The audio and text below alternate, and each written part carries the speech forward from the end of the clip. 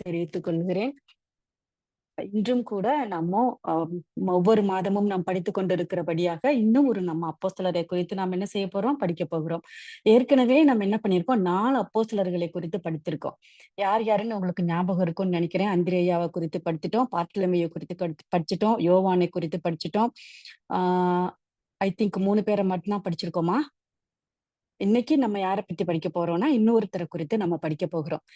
இன்னொருத்தர் யாரு அப்படின்னா, இன்னைக்கு செல்வி சிஸ்டர் அவங்க வாயாலேயே ஒரு பேர வந்து மீண்டும் மீண்டுமாய் நம்ம படிச்ச அந்த பைபிள் வசனங்கள்ல பிரதானமாக இருக்கிறதான ஒரு கேரக்டர இன்னைக்கு நம்ம வாசிச்சீங்க. அந்த நேம் பேரை கொண்டவரை குறித்து தான் நாம படிக்க போறோம். இதுக்கு முன்னாடி நாம என்ன பண்ணணும்னா, கிறிஸ்துவின் காலத்துல இருந்த ஒரு ஒரு சின்ன ஒரு பின்னணிய பார்த்துட்டு, அதுக்கப்புறம் நம்ம படிக்கக்கூடிய அந்த அப்போஸ்தலரோட பேர நான் வந்து சொல்றேன். இப்போ வந்து கிறிஸ்துவின் காலத்துல பாத்தீங்கன்னா, யூதர்களுக்கு வந்து பிரதானமான ஒரு வேலைன்னு ஒண்ணு இருந்தது அப்படின்னா, நம்ம ஏற்கனவே கடந்த 3 இதுலயுமே நம்ம என்ன பண்ணியிருக்கோம், அந்த பிரதானமான வேலையை செய்தவர்கள குறித்து தான் படிச்சுட்டு இருக்கோம். மீன் பிடிக்கிறதான ஒரு வேலை. இப்போ வந்து கலிலேயா கப்பர்நாகும் அப்படிங்கிற இடத்துல இருக்கிற கலிலேயாங்கிற ஒரு ஊர்ல தான் இவங்க என்ன பண்றாங்க, பிரதானமான ஒரு மீன்பிடி துறைமுகம் எல்லாம் இருந்தது. ஏன்னா அதெல்லாம் கடற்கரையை சுற்றியுள்ள ஒரு பட்டணங்களாக காணப்பட்டுச்சு. அதனால என்ன பண்ணு அவங்களுடைய பிரதானமான வேலை அப்படின்னு பார்த்தோம்னா மீன் பிடிக்கிறது மட்டும்தான் இருந்தது. இந்த மீன் பிடிக்கிறதுக்கு வேலையை செய்கிறவங்களுக்கு பாத்தீங்கன்னா பெரியதான ஒரு படிப்பறிவோ இல்ல ஒரு உலக அறிவோ தேவையில்லை. கடல்ல எந்த பக்கம் வலைய போட்டா நம்மளுக்கு மீன் கிடைக்கும், காற்று எந்த திசையில அடிக்கும் போது மீன்கள் எந்த திசையில இருக்கும், நம்ம வந்து காற்று போற திசையில படகு செலுத்தும் போதுதான் அந்தோட விசையில படகு வந்து நகர்ந்து போக முடியும். இந்த மாதிரி அவர்களுக்கு மீன் பிடிக்கிறதற்கு எந்த விதமான ஒரு அறிவு தேவையோ அந்த அறிவு மட்டும்தான் இவர்கள்கிட்ட அநேகமாக காணப்பட்டுச்சு. அதனால அவங்க என்ன பண்ணாங்க, மீன் பிடிக்கிறதுல ரொம்ப தேர்ந்தவர்களாக காணப்பட்டாங்க. இந்த அ ப மீன் பிடிக்கிறதுல ரொம்ப பிரதானமான குடும்பம்னு பார்த்தீங்கன்னா, செபதேயுவின் குடும்பம். லாஸ்ட் கிளாஸ்ல நம்ம யோவான குறித்து படிச்சோம். அதனால நான் உங்களுக்கு ரொம்ப டீப்பா உள்ள போக விரும்பல. செபதேயுவின் குமாரர்கள் தான் யாருன்னு பார்த்தீங்கன்னா, யோவானும் இன்னொருத்தர குறித்து நம்ம படிக்க போறதான பெயரை கொண்டவரும் 2 பேரு அவருக்கு குமாரர்களாக இருக்கிறாங்க. செபதேயு வந்து நல்ல ஒரு வணிகத்துறையில ஒரு தேர்ச்சி பெற்றவர். நிறைய வணிகத்திற்கு முதலாளி. அவர்கிட்ட நிறைய மீன்பிடி படகுகள் இருந்துச்சு. மீன் பிடிக்கிறவர்கள் அநேகம் பேர் அவர்கிட்ட வேலை பார்த்தாங்க. அதனால அவர் வந்து அந்த பட்டணத்துல அதாவது கலிலேயாவில அவர் வந்து என்ன பண்ணாரு, ஒரு நல்ல அநேகருக்கு அறிமுகமானவர். பரிசேயர்களோடு கூட நல்ல தொடர்பு உள்ள ஒரு நல்ல ஒரு மனுஷனாக காணப்பட்டார். அவரோட மனைவி பேரு என்னன்னா சலோமி. இந்த சலோமி யாருன்னு பார்த்தீங்க அப்படின்னா, இவங்க யாரு? செபதேயுவின் மனைவி. 2 பிள்ளைகளுக்கு என்ன பண்றாங்க? அவங்க தாயா இருக்காங்க. யார் யாருக்குன்னா, யோவானுக்கும், இன்னைக்கு நாம படிக்க போகிற யாக்கோபிற்கும் தாய்.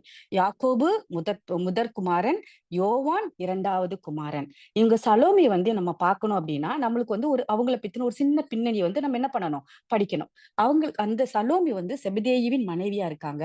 இவங்களுக்கு பர்ட்டிகுலரா சொல்லணும் அப்படின்னா, இவங்க யாருன்னு பார்த்தீங்கன்னா, நம்ம மரியாள் இயேசு கிறிஸ்துவை பெற்றெடுத்த உலக பிரமாணமான தாயாரோட கூட பிறந்த தங்கை. அப்ப இயேசு கிறிஸ்துவுக்கு என்ன முறை வேணும்? சித்தி முறையா வருவாங்க. இவங்க வந்து இயேசு கிறிஸ்துவோட கூடவே இருந்து அவர் வளர்ந்ததை பார்த்த ஒரு ஸ்திரீயாக காணப்பட்டாங்க. இவங்க இயேசு கிறிஸ்துவை பார்த்து அவர் வளர்கிறதை பார்த்தவங்களா இருந்திருந்தா, கட்டாயம் செபதேயுவும் இவங்கள என்ன பண்ணியிருக்கணும்? இயேசு கிறிஸ்துவின் வளர்ச்சியை பார்த்திருக்கணும். அவர் 12 வயசுல போய் தேவாலயத்துல போய் அவர் கொஸ்டின் கேட்கிறது எல்லாமே செபதேயு நன்றாக அறிந்தவராக தான் இருந்திருக்கணும். அப்போ இவங்க இது 2 பேருமே செபதேயுவும், சலோமியும் என்ன பண்ணியிருக்காங்க? இயேசு கிறிஸ்துவின் வளர்ந்ததை கண்டு கொண்டவர்கள். அவர் செய்கிறதான எல்லா காரியங்களையும் நன்றாக அறிந்த ஒரு குடும்பமாக இவங்க காணப்பட்டாங்க. இவங்க வந்து எப்பவுமே இயேசு கிறிஸ்து செய்கிற எல்லா காரியங்கள்லயும் கூட இருப்பாங்களாம். அதாவது வீட்டு காரியங்கள் எல்லாத்துலயுமே இவங்க இயேசு கிறிஸ்துவின் கூட தான் இருந்தாங்க. பர்ட்டிகுலரா இவங்க இயேசு கிறிஸ்துவை சிலுவையில் அறையும் போதும் ஒரு ஒரு தூரத்துல நின்னு கொஞ்சம் சகோதரிகள், கொஞ்சம் ஸ்திரீகள் இருந்து அழுவாங்க இல்லையா? அந்த கூட்டத்துல இவங்களும் இருந்து இயேசு கிறிஸ்துவின் பாடுகளை பார்த்து கதறி அழுத ஒரு ஸ்திரீயாக காணப்பட்டாங்க. இவங்களோட பையன் தான் யாருன்னு பார்த்தீங்கன்னா, யோவானும், யாக்கோபும். யாக்கோபு நான் சொன்ன போல மூத்தவர், யோவான் இளையவர். போன கிளாஸ்ல நம்ம யோவான குறித்து அதிகமா படிச்சிருக்கோம். அதுக்கு ரிலேட்டடா தான் இன்னைக்கு உள்ள ஒரு பாடமும் நம்மளுக்கும் அமையும். அதனால போன கிளாஸ் நீங்க போன அ இது நீங்க அட்டெண்ட் பண்ணாதவங்க, இத கொஞ்சம் கவனமா நீங்க கவனிச்சீங்கனால, இது நீங்க ஓரளவுக்கு யோவானை குறித்தும், யாக்கோபை குறித்தும் நம்ம நன்றாக அறிந்து கொள்ள முடியும். இப்போ வந்து பார்த்தீங்கன்னா, இவங்க 2 பேருக்கும் தான் நம்ம இயேசு கிறிஸ்து ஒரு காரண பெயர். காரண பெயர்னா அவர்கள் செய்ததான செய்கைக்கு தக்கதாக ஒரு பெயர் வைப்பார்கள் இல்லையா?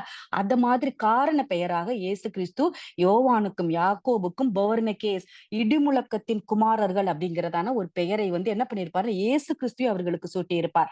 நம்ம பைபிள்ல வந்து பாத்தீங்கன்னா மொத்தம், அதாவது புதிய ஏற்பாட்டிலும் பழைய ஏற்பாட்டிலும் சேர்த்து 5 யாக்கோபுகள் இருப்பாங்க. யாக்கோபு என்கிற பெயர்களை கொண்ட மனிதர்கள்னு பாத்தீங்கன்னா 5 பேர் இருப்பாங்க. பழைய ஏற்பாட்டுல ஏற்கனவே இன்னைக்கு நீங்க படிச்சீங்க, என் தாசனாகிய யாக்கோபே, அந்த யாக்கோபு பழைய ஏற்பாட்டில். புதிய ஏற்பாட்டில மட்டும் நம்மளுக்கு 4 யாக்கோபுகள் காணப்படுவாங்க. அந்த 4 யாக்கோபுகள் யாரு அப்படின்னு பார்த்தோம்னா, நம்மளுக்கு நம்ம ஸ்கிரீன பாத்தீங்கன்னா தெரியும். யாரு முதல்ல? செபெதேயுவின் மூத்த குமாரனாகிய யாக்கோபு. நாம இன்னைக்கு படிக்க போகிறதான யாக்கோபு. இவர் வந்து இயேசு கிறிஸ்துவின் கூட அடிக்கடி நம்ம எல்லா வகுப்புலயும் நம்ம பார்த்திருக்கோம். உள்வட்டத்தில் ஒரு 3 அப்போஸ்தலர்கள் எப்பவும் இயேசு கிறிஸ்துவின் நெருங்கின தொடர்புல இருப்பாங்க. இயேசு கிறிஸ்துவுடன் உடல் அசைவிலிருந்தே அவர் என்ன செய்ய போகிறார் எப்படிங்கிறத கணிக்கக்கூடிய அப்போஸ்தலர்களாகவும், அவர் செய்கிற காரியங்களுக்கு அவருக்கு உறுதுணையாகவும், இயேசு கிறிஸ்து சொல்லுகிற அவ்வளவு வேலைகளையும் கட்டளையாக பெற்று செய்கிறதான 3 சீசர்கள் இருந்தாங்க. அவங்க யாருன்னு பாத்தீங்கன்னா பேதுரு, யாக்கோபு, யோவான். இவங்க 3 பேரும் தான் உள்வட்ட அப்போஸ்தலர்கள் அப்படின்னு சொல்லப்பட்டிருக்கும். வெளிவட்ட அப்போஸ்தலர்கள் வந்து இவங்க 3 பேரை தவிர்த்ததான மத்த 9 அப்போஸ்தலர்களும் வெளிவட்ட அப்போஸ்தலர்கள்னு சொல்லப்பட்டிருக்கும்.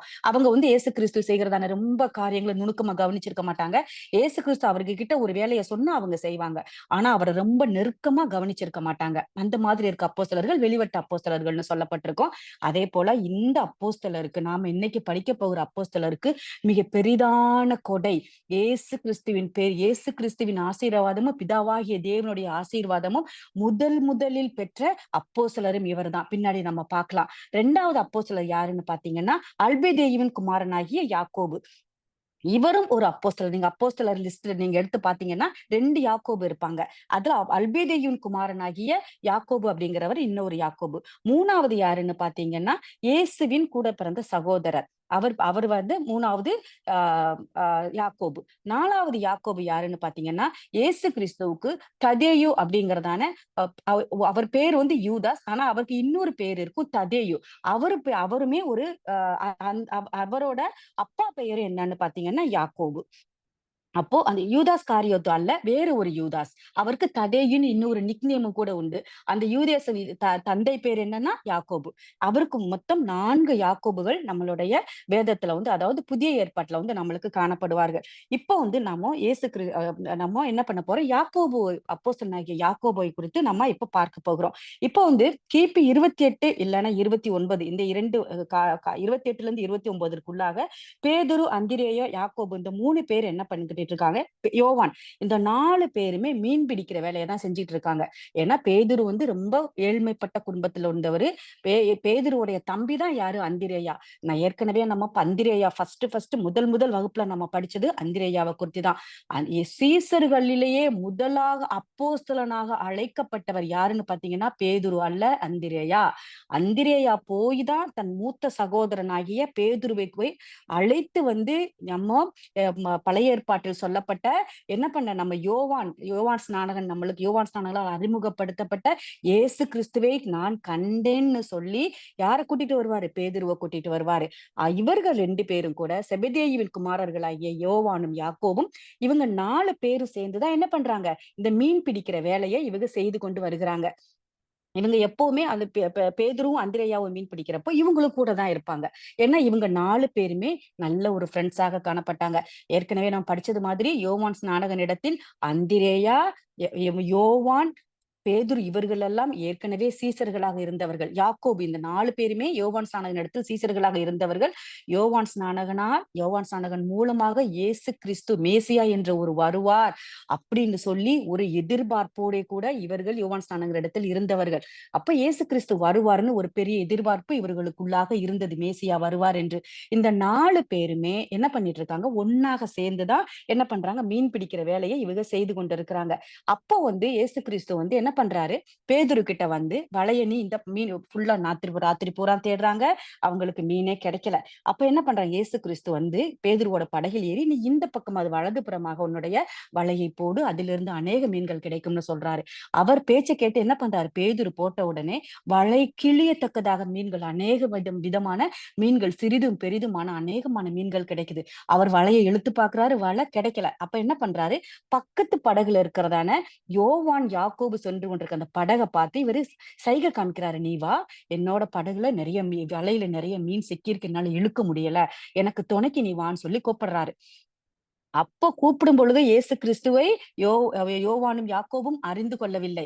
ஆனா மீன பிடிக்கிறப்ப அந்த அற்புதத்தை பார்த்த உடனே இவர் என்ன பண்ணியிருக்கணும், நைட்டு ஃபுல்லா நம்ம மீனு தேடினோமே, பேதுருவுக்கு ஒரு மீனும் கிடைக்கல, நம்மளுக்கும் ஒரு மீனும் கிடைக்கல. ஆனா இவர் படகுல ஏறின உடனே இவ்வளவு மீன்கள் எங்க இருந்து கிடைச்சது? இவர்தான் அந்த மேசியாவாக இருக்கக்கூடும் அப்படிங்கிறதான ஒரு பெரிய விசுவாசம் யோவானுக்கும் யாக்கோபு மனசுக்குள்ளாக வந்திருக்கலாம். ஏன்னா நம்மளுக்குமே அப்படித்தானே, உலகப்பிரமாகன்னு இருக்கிற நம்மளுக்குமே ஒருத்தவங்க இப்போ ஒரு ஒரு ஒரு ஒரு பிரேயர் மீட்டிங்க்கே நம்ம போறோம். ஒரு ஜெப கூட்டத்துக்கே நம்ம போறோம். அப்போ ஒரு அற்புதம், ஒரு ஒரு சுகம் கிடைக்கிற ஒரு அற்புதம் கிடைச்சிருச்சுன்னா, நம்ம என்ன பண்ணுவோம்? ஆஹா! இவருக்கு தேவனுடைய பெரிய ஒரு கொடை, ஒரு ஆசீர்வாதம், ஒரு கிஃப்ட், ஒரு தீர்க்க தரிசன ஆசீர்வாதம் இருக்கு, ஒரு வரம் இருக்கு, நோய சுகமாக்குற வல்லம் இருக்கு அப்படின்னு சொல்லிட்டு நம்ம என்ன பண்றோம்? அவங்க மேல ஒரு இம்ப்ரெஸ் ஆயிடுவோம் இல்லையா? அதே போல இவங்களும் மேசியா இவராகத்தான் இருக்கக்கூடும் அப்படின்னு சொல்லிட்டு இவங்களுக்கு என்ன பண்ணிடுறாங்க? அவங்களையும் அறியாம இயேசு கிறிஸ்துவின் மேல ஒரு விசுவாசமும், ஒரு பற்றும், ஒரு அன்பும் இவங்களுக்குள்ள ஏற்பட்டுருது. ஆனா அந்த மீன் பிடிக்கிற அந்த அற்புதத்தை கண்ட உடனே பேதுருவ இயேசு கிறிஸ்து என்ன பண்றாரு? "நீ இத விட்டுட்டு வந்துடு. உன்ன நான் மனுஷர்களை பிடிக்கிறவர்கள் ஆக்குவேன்னு" சொன்ன உடனே பேதுரு என்ன பண்ணிடுறாரு? ராபி அப்படின்னு அழைத்து அவர் பின்னாலேயே யாரும் போயிடுறாங்க. அந்திரேயாவும், யோவானும் போயிடுறாங்க.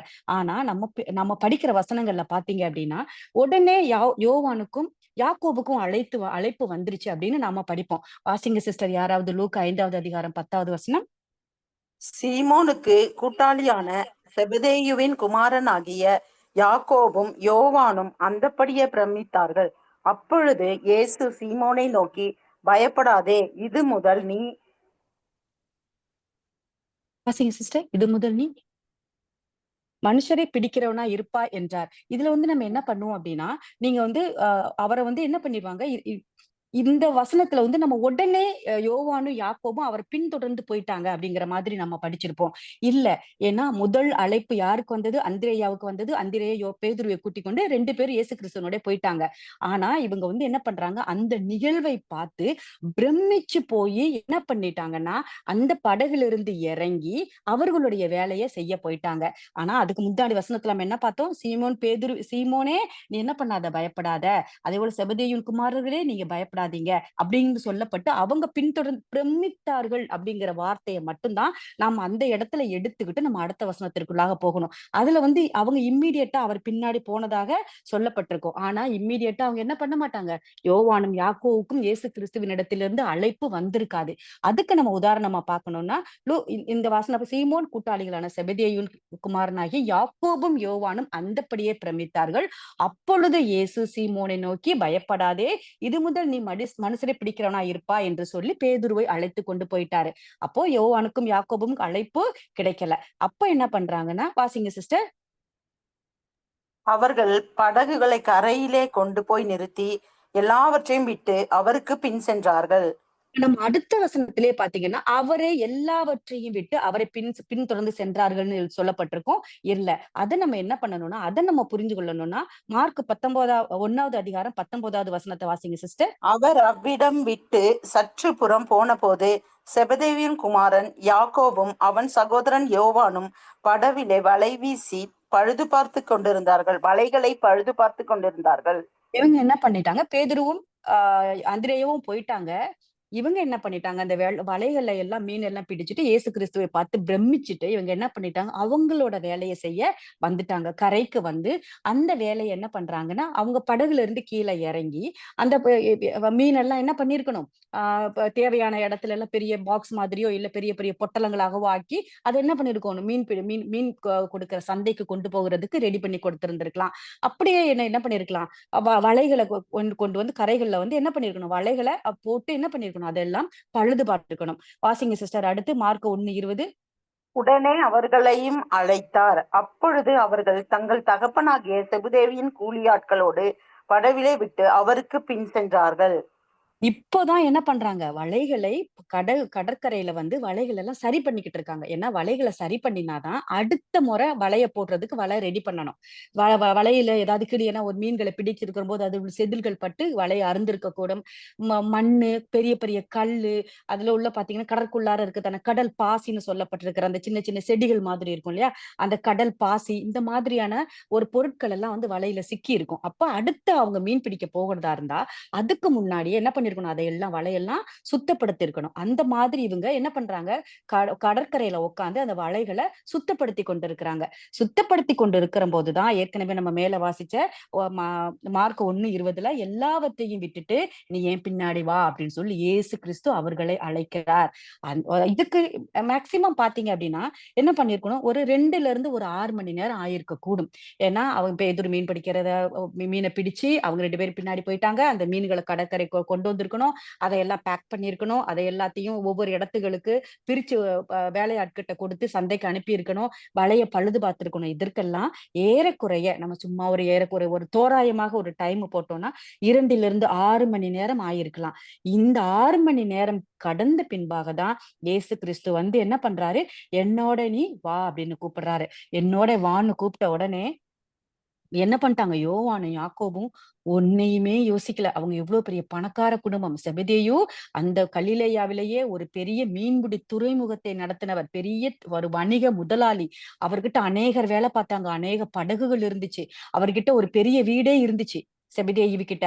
ஏன்னா, இயேசு கிறிஸ்துவோட தாயாராகிய மரியாள இந்த யோவான் தான் அவரோட சொந்த வீட்ல வச்சு பராமரிச்சாருன்னு நம்ம போன இதுல படிச்சிருந்தோம். ஞாபகம் இருக்கும்னு நினைக்கிறேன் உங்களுக்கு.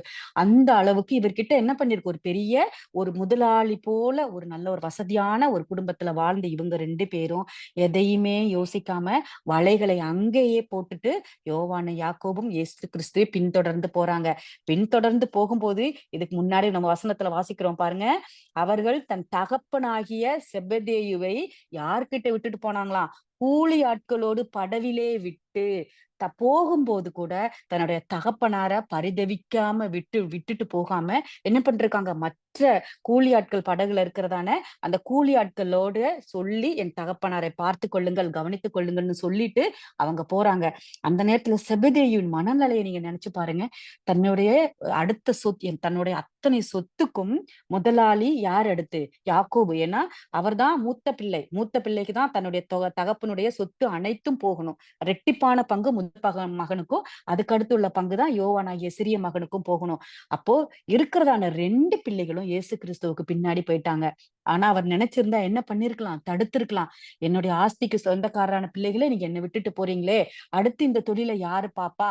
நீங்க அவரு பின்னாடி போயிட்டீங்கன்னா, அவர் உங்களுடைய சாப்பாட்டிற்கோ, இல்ல உங்களுடைய அத்தியாவசிய தேவைக்கோ நீங்க என்ன பண்ணுவீங்க? அந்த மாதிரி எந்த விதமான ஒரு தடங்கலான வார்த்தையும் செபதேயு சொல்லாம என்ன பண்றாரு? இயேசு கிறிஸ்துவினுடைய அவங்க 2 பிள்ளைங்களையும் சந்தோஷத்தோட கூட அனுப்பி வைக்கிறாரு. ஏன்னா செபதேயுவுக்கு இயேசு கிறிஸ்துவ பத்தி நன்றாக தெரியும். ஏன்னா சிறு பிராயத்திலிருந்து இயேசு கிறிஸ்துவை இவர் பார்த்து கொண்டிருக்கிறார். அப்போ இவர் பின்னாடி போனா நம்ம பிள்ளைங்க என்ன பண்ணுவோம்? சமாதானத்தோடும், சந்தோஷத்தோடும் கூட இவரோட கூட இருக்க முடியும் அப்படிங்கிற ஒரு நம்பிக்கையில என்ன பண்ணிடுறாரு? அவர் பின்னாடி அனுப்பி வச்சிடுறாரு.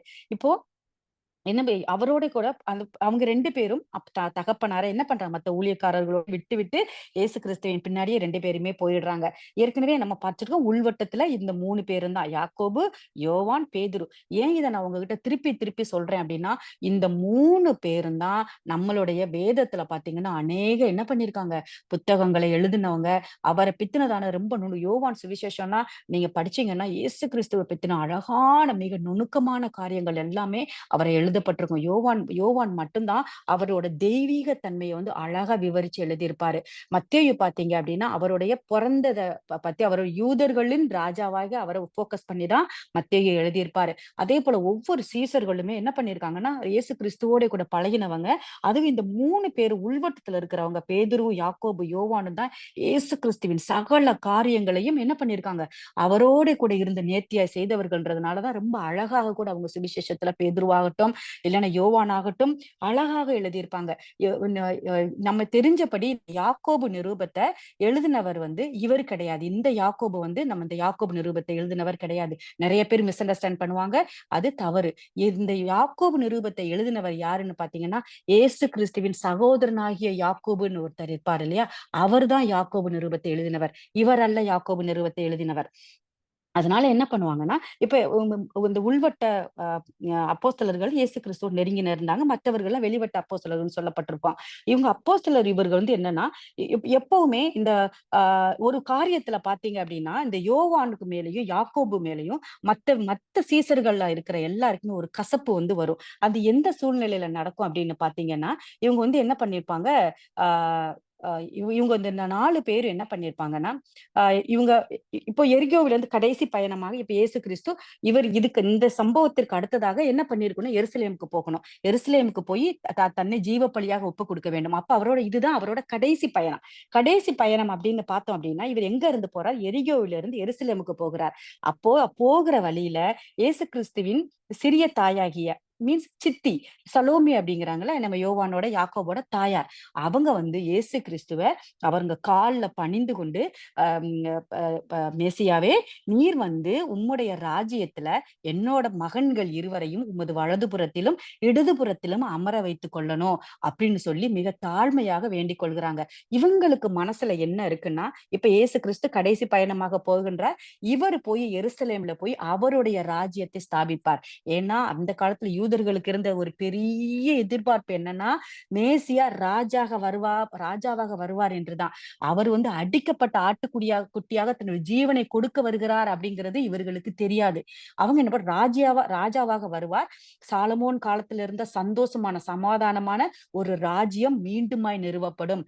அவர்கள் ரோமர்கள் எல்லாம் அழிக்கப்படுவார்கள். யூதர்களுக்கு எல்லாம் இவர் ராஜாவாக இருந்து மீண்டுமாக நம்ம பழைய ஏற்பாட்டுல படிச்ச சாலமோனுடைய சந்தோஷமான அவருடைய காலங்கள் 40 வருஷமும் சமாதானமும் சந்தோஷமுமான காலங்களாக இருந்தது, ஆட்சி காலங்கள்னு படிச்சிருப்போம். அதே சமாதானம் சந்தோஷமான ஆட்சி காலத்தை இவர் அமைக்க போறார் அப்படிங்கிற ஒரு பெரிய ஒரு எதிர்பார்ப்போட கூட தான் இயேசு கிறிஸ்துவ கிட்ட சலோமி வந்து வேண்டி கேட்பாங்க, என்னுடைய மகன்கள் இருவரையும் உமது வலதுபுறத்திலும் இடதுபுறத்திலும் வைத்துக் கொள்ளுங்கன்னு சொல்லிட்டு.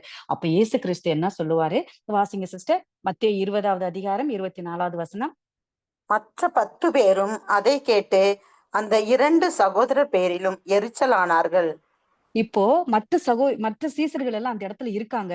அவங்க அதை கேட்டுட்டு யார மேல கோவம் வந்திருக்கணும், ஆக்சுவலா சலோமி மேலதான் கோவம் வந்திருக்கணும். இவங்க இப்படி கேட்டுட்டாங்களே, அப்ப நாங்கெல்லாம் மத்த அப்போஸ்தலர்கள்லாம் நாங்கெல்லாம் இருக்கோமே, அப்ப நாங்கெல்லாம் எங்க போறது அப்படின்னு இல்லாம இவங்களோட எரிச்சல் யார் மேல வருதுன்னு பாத்தீங்கன்னா, யோவான் பேர் மேலையும் யாக்கோபு மேலையும் தான் இவங்க மத்த அப்போஸ்தலர்களுக்கு கோபம் வருகிறது. இந்த இடத்துல நம்ம அதை மீறி நம்ம பார்த்தோம்னா, இயேசு கிறிஸ்து என்ன சொல்றாரு, நீ வந்து உன்னுடைய மகன்கள் இருவரையும் என்னுடைய வலதுபுறத்திலும் இடதுபுறத்திலும் வைக்கிறது என்னுடைய சித்தம் அல்ல. என்னுடைய பிதா சித்தம் கொண்டாரானால் அவர்கள் 2 பேரையும் அமர வைக்க முடியும். அதுவும் இல்லாம ராஜ்யத்துல உன் பிள்ளைங்க என்னோட உட்காரணும்னு சொன்னா, என்னுடைய பாத்திரத்தில் உன் பிள்ளைகள் பானம் பண்ணுவார்களா அப்படின்னு சொல்லி என்ன பண்ணிடுறாரு, சலோமி கிட்ட அவர் கேட்டு அவங்கள அதுக்கு மேலாக அவர் என்ன பண்றாரு, பேசக்க அனுமதிக்கிறது இல்ல.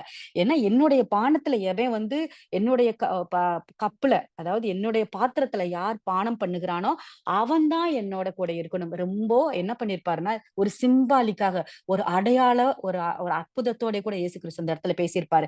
அப்போ என்னுடைய பாத்திரத்தில் பானம் பண்ணணும்னா என்னது, என்னுடைய பாடுகளோட கூட எவன் பாடுபடுகிறானோ அவனுக்கு தான் என்னுடைய ராஜ்யத்தில் ஒரு மேன்மையான இடம் கிடைக்கும் சொல்லிட்டு அவர் சொல்லியிருப்பாரு. இப்போ வந்து இப்ப அடுத்து நம்ம என்ன பார்க்க போறோம்னா, இப்போ ஒரு ஒரு ஒரு இன்சிடென்ட்டை நம்ம பார்க்கலாம். இப்ப கப்பர்நாகூமில வந்து பாத்தீங்கன்னா ஒரு ஜெப ஆலய தலைவர் ஒருத்தர் இருக்காரு, ஜேரியஸ்ன்னு அவரோட பேரு. இவர் வந்து ஒரு நல்ல ஒரு குணமுள்ள ஒரு ஜெப ஆலய தலைவர். இவர் வந்து இயேசு கிட்ட வந்து என்னோட மக வந்து ரொம்ப நோய்வாய்ப்பட்டிருக்கிறாங்க, ஒரு மரண தருவாயில இருக்கிறா, 12 வயசு ஒரு சிறுமி மரண தருவாயில இருக்கிறாங்க. அப்ப மேசியாவே நீர் குணப்படுத்தினா என் மக வந்து குணமாவாள் அப்படின்னு சொல்லி வேண்டிக்கிறாங்க. வேண்டிக்கிறப்போ இயேசு கிறிஸ்து என்ன பண்றாருன்னா, அவரோட வேண்டுதலை கேட்டு அந்த பெண்ணை, சிறு பெண்ணை 12 வயதாகிய அந்த சிறு பெண்ணை குணப்படுத்த அவர் பின்னாடி போறாரு. அவர் பின்ன போகும்போது என்ன பண்ணும்னா, ஒரு ஜனக்கூட்டங்கள் எல்லாம் என்ன பண்றாங்க, அவரோட பின்னாடி தொடர்ந்து போய்க்கிட்டே இருக்காங்க.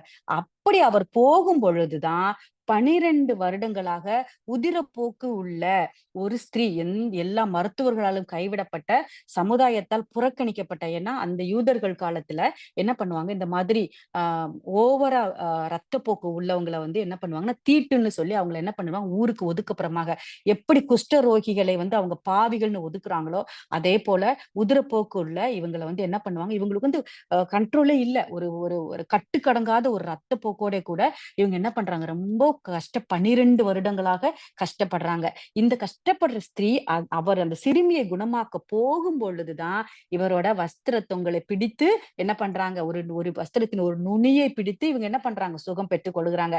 இந்த இடத்துல வந்து பாத்தீங்கன்னா, ஒரு அழகான ஒரு நிழல். ஏன்னா பழைய ஏற்பாட்டிலும் சரி, புதிய ஏற்பாட்டிலும் இந்த உவமைகள் இதுகள்லாம் சொல்லப்பட்டிருக்கிறதெல்லாம் ஒரு அற்புதத்திற்கான ஒரு நிழலாக கொடுக்கப்பட்டிருக்கும். இந்த ஸ்திரீ அப்படின்னு சொல்லி நம்ம பார்க்கிறோம். ஸ்திரீ அப்படின்னா இவர் என்ன பண்ணிடுறோம் நாம, அந்த ஒரு சிறு குழந்தை அப்படின்னு நினைச்சுட்டு நம்ம வந்து கடந்து போயிறக்கூடாது. ஏன் 12 வயதுள்ள ஒரு ஸ்திரீ, ஏன் குமாரத்தி, 12 வயதுள்ள 12 வருடங்களாக உதிரப்போக்குள்ள ஒரு ஸ்திரீ. அப்படி நம்ம நினைச்சு படிச்சோம் அப்படின்னா, ஸ்திரீ அப்படிங்கிறதும், குமாரத்தி அப்படிங்கிறதும் யாருக்கு அடையாளமாக நம்மளோட வேதத்தில் சொல்லப்பட்டிருக்கும்னு பார்த்தீங்கன்னா, சபைக்கு அடையாளமாக சொல்லப்பட்டிருக்கும். ஏன்னா அவர் மணவாளன், நாம் அனைவரும் மணவாட்டி. சபை அப்படிங்கிறது யாரு? நீங்களும் நானும் தான் சபை. கட்டடம் அல்ல சபை. நீங்களும் நானும் தான் சபையாக, நாமளே தேவன் வாழுகிற வீடாக இருக்கிறோம். அப்போ நாம தான் சபை. அந்த சபை வந்து யாருக்கு அடையாளமாக கொடுக்கப்பட்டிருக்குன்னா, ஸ்திரீ, குமாரத்தி அப்படின்னு அடையாளப்படுத்தப்பட்டிருக்கும். இங்க வந்து பாத்தீங்கன்னா, அந்த குமாரத்தி அப்படின்ட்டு இதுக்கு நம்ம இத புரிஞ்சு கொள்ளணும் அப்படின்னா, சங்கீதம் 45வது அதிகாரம் 10வது வசனம் வாசிங்க சிஸ்டர். குமாரத்தியே கேள், நீ உன் செவியை சாய்த்து சிந்தித்துக்கொள், உன் ஜனத்தையும் உன் தகப்பன் வீட்டையும் மறந்துவிடு. இங்க குமாரத்தியே கேள். குமாரத்தின்னா நாமம். இப்போ வந்து இது வந்து ஒரு தீர்க்க தரிசனமாக சொல்லப்பட்ட ஒரு வசனம். சபைக்கு தீர்க்க தரிசனமாக சொல்லப்பட்ட வசனம். இப்போ குமாரத்தியே கேள். சபையே நீ கேள். உன் செவியை சாய்த்து சிந்தித்துக்கொள். நீ என்ன பண்ணு? நீ உன்னுடைய காதை என்ன பண்ணு? சத்தியத்தை கேட்டு நீ என்ன பண்ணுவ? மனசுல வைத்துக்கொள். உன் ஜனத்தையும் உன் தகப்பன் வீட்டையும், உன் ஜனம் அப்படிங்கிறது இந்த உலக பிரமாணமாகிய வீடு. இதுதான் நம்மளுடைய ஜனம். உன் தகப்பன் வீடுன்னா என்னது? உன் தகப்பன் அப்படின்னா இந்த பிரபஞ்சத்தின் தேவனாகிய சாத்தான் தான் உன் தகப்பன். நாமெல்லாம் யாரோட பிள்ளைகளா இருந்துட்டு இருந்தோம்? பாவத்திற்கு ஆதாம் செய்த பாவத்தின் மூலம் நாம என்ன பண்றோம்? பாவ கட்டுகள்ல, சாத்தானோட பிடிகள்ல நாம இருக்கோம். அவன் தான் நம்ம தகப்பனை போல நம்மை ஆளுகை செய்கிறான். அவனோட பிடியில நாம இருக்கிறதுனால உன்னுடைய உலகமாகிய இந்த ஜனத்தையும், உன் தகப்பனாகிய சாத்தானுடைய வீட்டையும் நீ மறந்து என் பின்னாடி நீ என்ன பண்ணிடு? வந்துடு. அப்படிங்கிறத குறிக்கிறதான வசனம் தான் இது. அதே போல ஸ்திரீ அப்படின்னு 12 வயது உள்ள ஸ்திரீ அப்படின்ற சின்ன குழந்தை அப்படிங்கிறதுமே என்ன பண்ணிருக்காங்கன்னா, மறிச்சிடுறாங்க. மறிச்சு அவங்க இயேசு கிறிஸ்து இந்த 12 வயதுமாக உதிரப்போக்குள்ள பெண்ணை குணப்படுத்திட்டு வர்றதற்குள்ள அந்த எல்லாம் தெரியும். யார் என்னை தொட்டது, என்கிட்ட இருந்து வல்லமை புறப்பட்டதே அப்படின்னு இந்த நிகழ்வுகள்லாம் நடந்து இயேசு கிறிஸ்து அந்த கூட்டத்திலிருந்து வெளியில வர்றதற்குள்ளாக அந்த பெண் என்ன பண்ணிடுறாள்? மரித்து போகிறாள். அப்போ அந்த செய்தி அந்த சிறு பெண்ணின் தகப்பனுக்கும் வருகிறது. அதே சமயத்துல இயேசு கிறிஸ்துவுக்கும் வருகிறது. அந்த பெண் மரித்து விட்டாள் என்று. உடனே இயேசு கிறிஸ்து என்ன சொல்றாரு? அவள் மரிக்கவில்லை. அவள் தூங்கிக் கொண்டிருக்கிறாள், உறங்கிக் கொண்டிருக்கிறாள் அப்படிங்கிறாரு. உடனே இந்த ஜனக்கூட்டங்கள்லாம் பயங்கரமா சிரிக்கிறாங்க. அந்த பொண்ணு செத்து போச்சுதுன்னு சொல்றோம். இவர் என்ன தூங்குறான்னு சொல்றாரேன்னு சொல்லிட்டு பயங்கரமா சிரிக்கிறாங்க. அப்புறம் இந்த அற்புதத்தை அவர் செய்ய உள்ள வரும்பொழுது, ரூமுக்குள்ளாக அறைக்குள்ளாக கடந்து வரும்பொழுது என்ன பண்றாங்க? எல்லாரும் கூச்சலிட்டு சிரிக்கிறாங்க. அப்ப எல்லாரும் ரூமை விட்டு இந்த அறையை விட்டு வெளியே போங்கள் அப்படின்னு சொல்லிட்டு அந்த ஸ்திரீ பக்கத்துல அமர்ந்து, ஸ்திரீயே எழுந்திருன்னு சொன்ன உடனே அந்த பொண்ணு என்ன பண்ணிடுறாங்க? மரணத்திலிருந்து தூங்கி எழும்பின ஒரு குழந்தையை போல என்ன பண்றாங்க? அவங்க எழும்பி உட்கார்றாங்க. இதே மாதிரிதான் சபையாகிய நாமும் என்ன பண்றோம்? நாம ஞானஸ்நானம் வாங்குற வரைக்கும் நாம என்ன பண்ணியிருந்தோம்? மரித்த நிலைமையில தான் இருந்தோம். ஞானஸ்நானம் பெற்றுக்கொண்டதுக்கு அப்புறம் தான் நம்ம உயிரோட வந்தோம். மரித்து இருந்த நாம் உயிரோட வந்து, நாம எப்ப அவரோட வஸ்திர தொங்கலை அந்த 12 வருடமாக நோய்வாய்ப்பட்ட அந்த உதிரப்போக்குள்ள ஸ்திரீ வஸ்திர தொங்கலை பிடித்து அவங்க அ குணம் பெற்றார்களோ, அதே போல இந்த சிறுமியைப் போல மரித்த நிலைமையில இருந்த நாம், அவரோட வஸ்திர தொங்கலை நாம எப்ப பிடிச்சோம்? நம்மளுடைய ஞான ஸ்நானம் பெற்றுக்கொண்ட போது அவருடைய வஸ்திர தொங்கலை நாம பிடித்துக் கொண்டோம். ஏன்னா, அவரையே நாம என்ன பண்றோம்? ஆடையாக தரித்துக் கொள்ளுகிறோம். அப்போதான் நம்ம என்ன பண்றோம்? உயிருள்ள ஸ்திரீயாக, உயிருள்ள மணவாட்டியாக, உயிருள்ள சபையாக நாம் அவருக்குள்ளாக மாறுகிறோம்.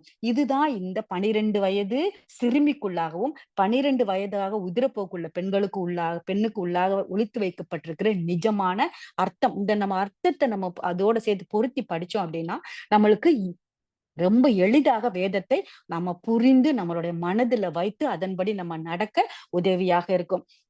இப்போ வந்து அதுக்கு அடுத்த ஒரு இன்சிடென்ட்டா நம்ம என்ன பார்க்க போறோம்னா, மறுரூப மலைய நம்ம பார்க்க போறோம். இந்த மறுரூப மலையில வந்து ம ம மறுரூப மலையில இயேசு கிறிஸ்து அந்த மறுரூபமான அந்த ஒரு நிகழ்வ கண்ணோட அதாவது முகமுகமாய் பார்த்தவங்க யாரு அப்டின்னா, இது உள்வட்டத்துல இருக்கிற சீசர்கள் தான். பேதுரு, யாக்கோபு, யோவான் இவங்க 3 பேரும் தான் இயேசு கிறிஸ்துவோட கூட இருக்காங்க. அந்த இடத்துல பார்க்குறாங்க. இவங்க வந்து இயேசு கிறிஸ்து வந்து பார்த்தீங்கன்னா, கலிலேயாவுல தான் ரொம்ப அநேகமான அற்புதங்கள வந்து செய்திருப்பார். அந்த பகுதி வந்து ஒரு கிராமமாக காணப்பட்டுச்சு. அங்கதான் அநேக அற்புதங்களை செய்துட்டு கலிலேயாவிலிருந்து எருசலேமுக்கு வந்து இவர் அடிக்கடி போயிட்டு, போயிட்டு வந்துட்டே இருப்பார். ஏன்னா, எ அ எ எருசலேம் தான் அவங்களுக்கு ஹெட் குவார்ட்டர்ஸ். ஒரு தலைமை இடமாக அங்கதான் காணப்பட்டுச்சு. ஜெபாலயம் அங்க தான் இருந்தது. அதனால இயேசு கிறிஸ்து என்ன பண்ணுவாங்க, ஜெபாலயத்துக்கு போகணும்னா எருசலேமுக்கு போயிட்டு தான் வரணும். அப்ப அங்க கலிலேயாவுக்கு மீண்டும் வருவதாக வ வ வரும்படியாகவும் அவர் வந்து என்ன அநேக டைம் அந்த மாதிரியாக போக்கும் வரத்துமாக இருப்பார்.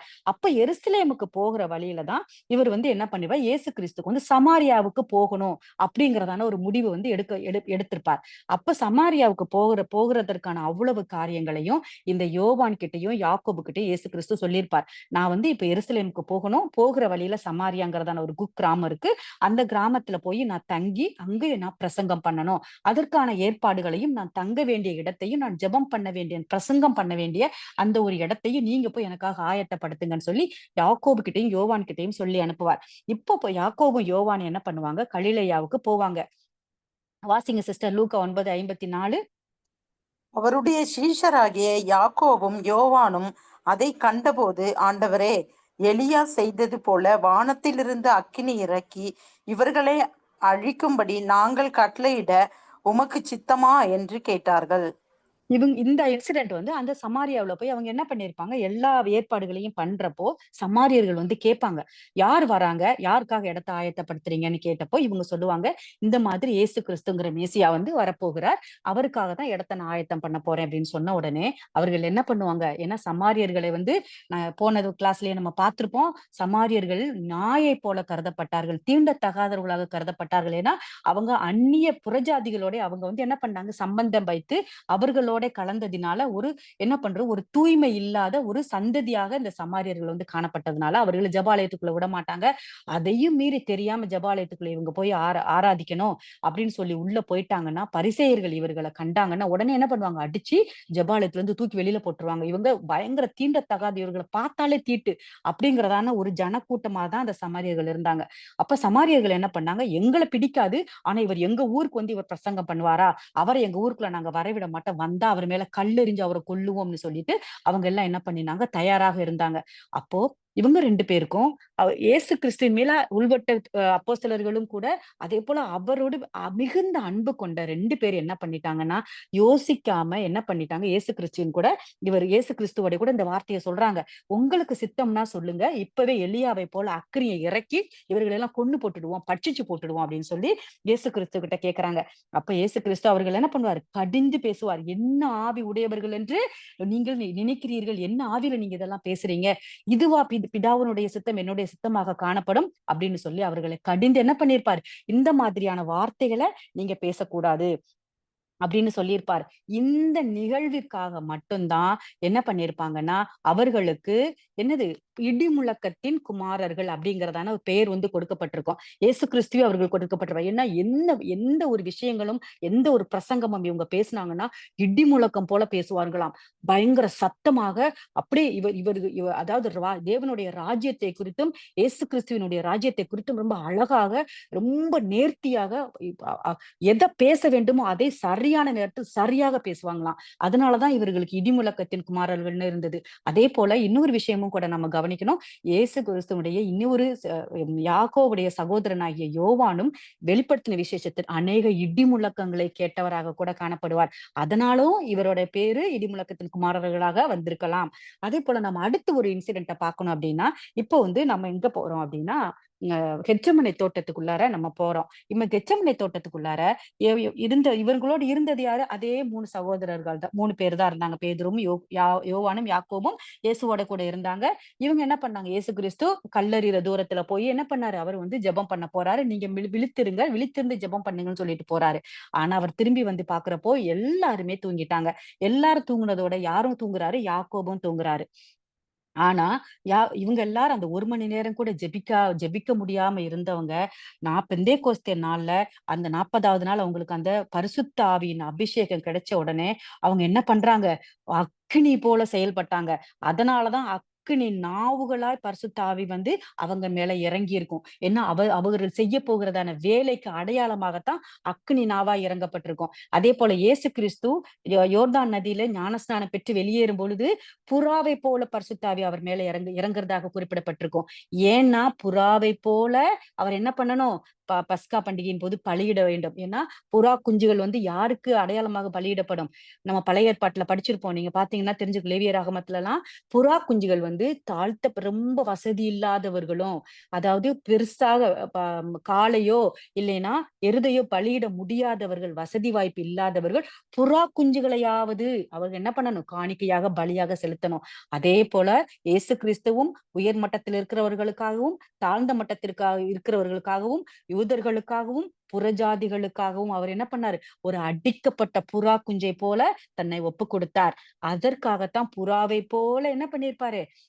பரிசுத்தாவியின் அபிஷேகம் வந்து இயேசு கிறிஸ்துவின் மேல கிடைச்சிருக்கும். அதே போல அந்த அப்பர் ரூம்ல மேல் வீட்டு அறையிலையும் பரிசுத்தாவி எங்களை என்ன படிச்சிருக்கோம்? அக்கினி நாவுகளை போல ஒவ்வொரு மேலும் இறங்குச்சு.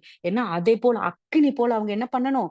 சுவிசேஷத்தை பிரசங்கிக்கணும் அப்படிங்கிறதற்கு அடையாளமாகத்தான் அந்த மாதிரி ஒரு அபிஷேகம் வந்து அவர்களுக்கு கிடைச்சிருக்கும்.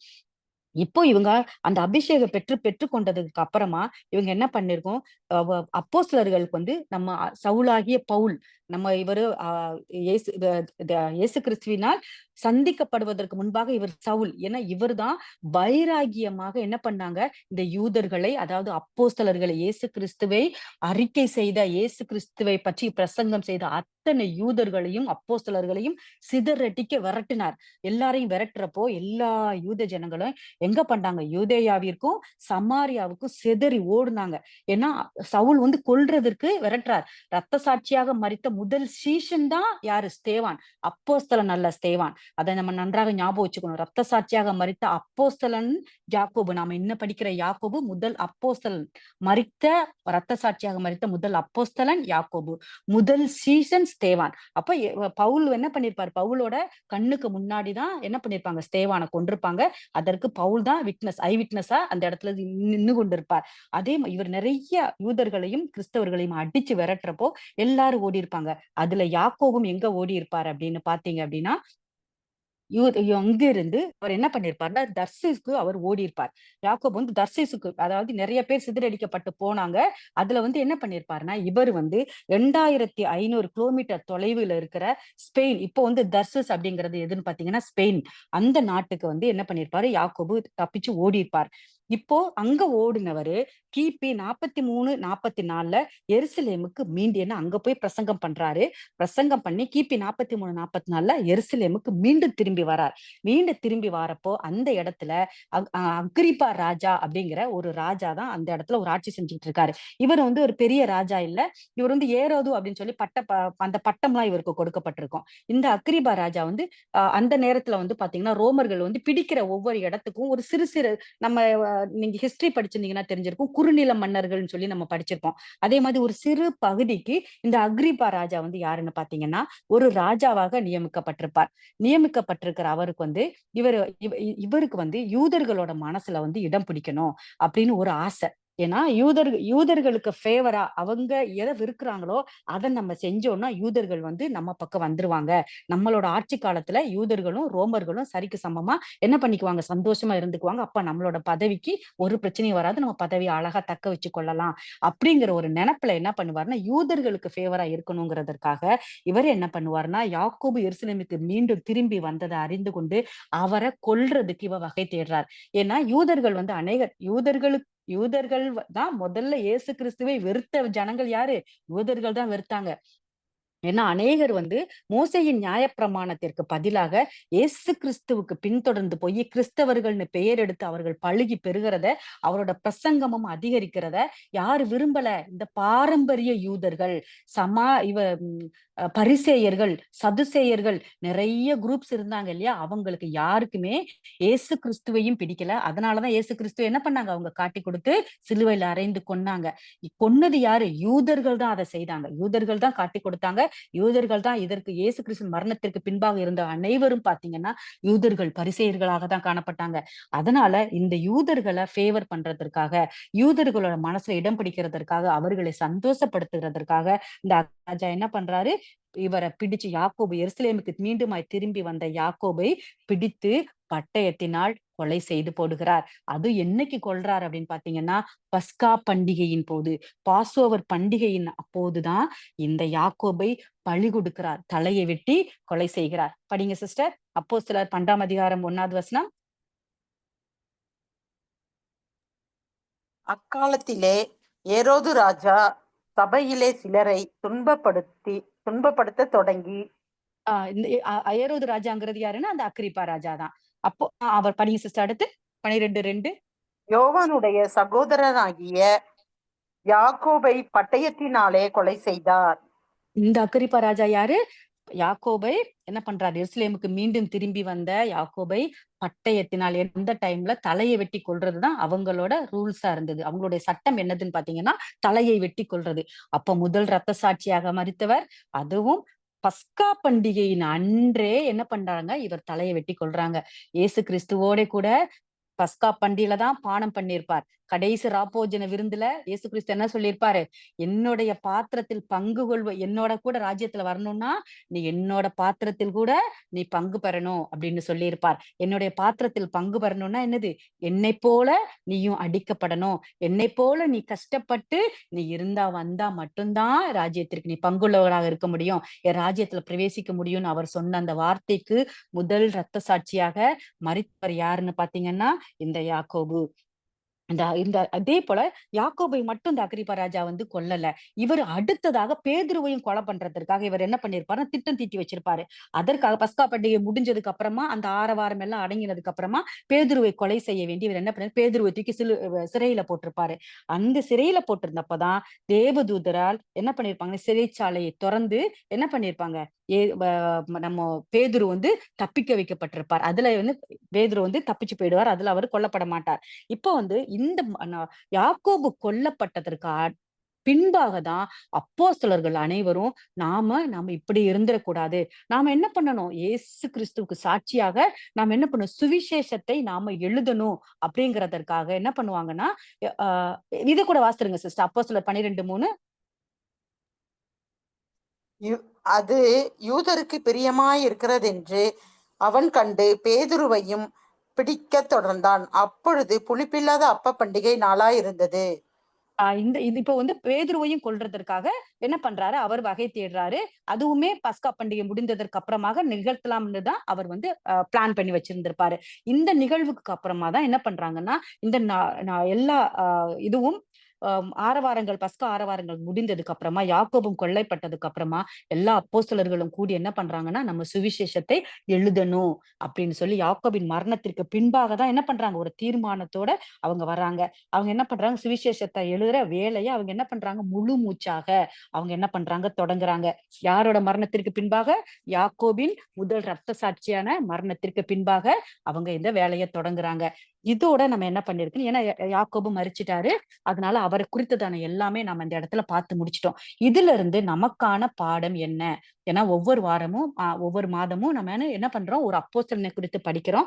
அவர் மூலியமாக நாம என்ன கற்றுக்கொள்கிறோம்? ஏன்னா எல்லாத்தையுமே நம்ம என்ன பண்ணுவோம், ஒரு படிப்பினையாக நம்ம எடுத்துக்கொள்ளணுங்கிறதற்காக சில சில நம்ம என்ன பண்றோம், ஒரு பாயிண்ட்ஸ நம்ம எடுத்து அத பத்தி நம்ம தியானிச்சு நம்ம கிளாஸ முடிக்கிறது வழக்கம்.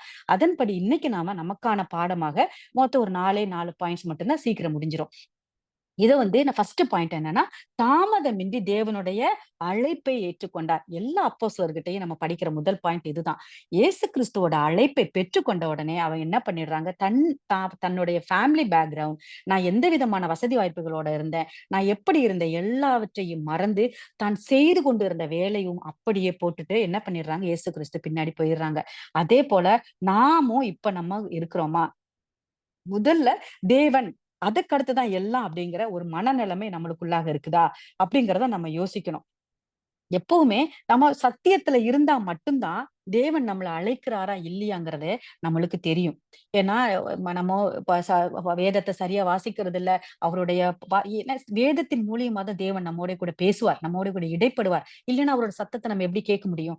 அப்போ நம்ம வேதத்துல தரித்து இருக்கும் பொழுது, அவருடைய அழைப்பு நம்மளுக்கு கிடைக்கும் பொழுது, அந்த அழைப்பை பெற்றுக்கொண்டு நம்ம உடனே அவருக்கு பின்பாக போகிறோமா? எல்லாவற்றையும் விட்டுட்டு போயிடணும் அப்படிங்கறதெல்லாம் கிடையாது. நாம என்ன பண்றோம், முதல் முன்னுரிமை நம்ம அவகிட்ட கொடுக்கிறோமா? இந்த வசனத்துல நம்ம அழகாக புரிந்து கொள்ளலாம். வாசிங்க சிஸ்டர், மத்தேயு 19:29.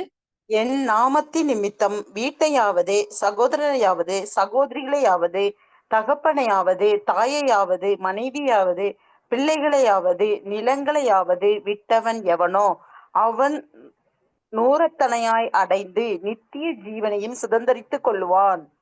இங்க பார்த்தோம் அப்படின்னா, எல்லாத்தையும் விட்டுட்டு வா. அதனாலதான் சில பேர் என்ன பிரசங்கம் பண்றப்போ இந்த வார்த்தைய மோஸ்ட்லி எடுத்து எடுத்து சொல்ல மாட்டாங்க.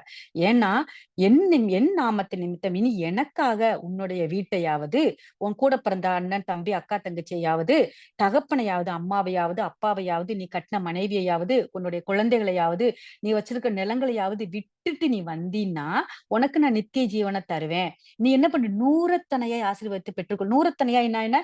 உன்னுடைய வீடும், உன்னுடைய நிலங்களும், உன்னுடைய சொத்து சுகங்களும் நீ ஏன் ஏன் பின்னாடி வந்துட்டீன்னா உனக்கு நூறத்தனையா கிடைக்கும் அப்படிங்கறது அர்த்தம் இல்ல.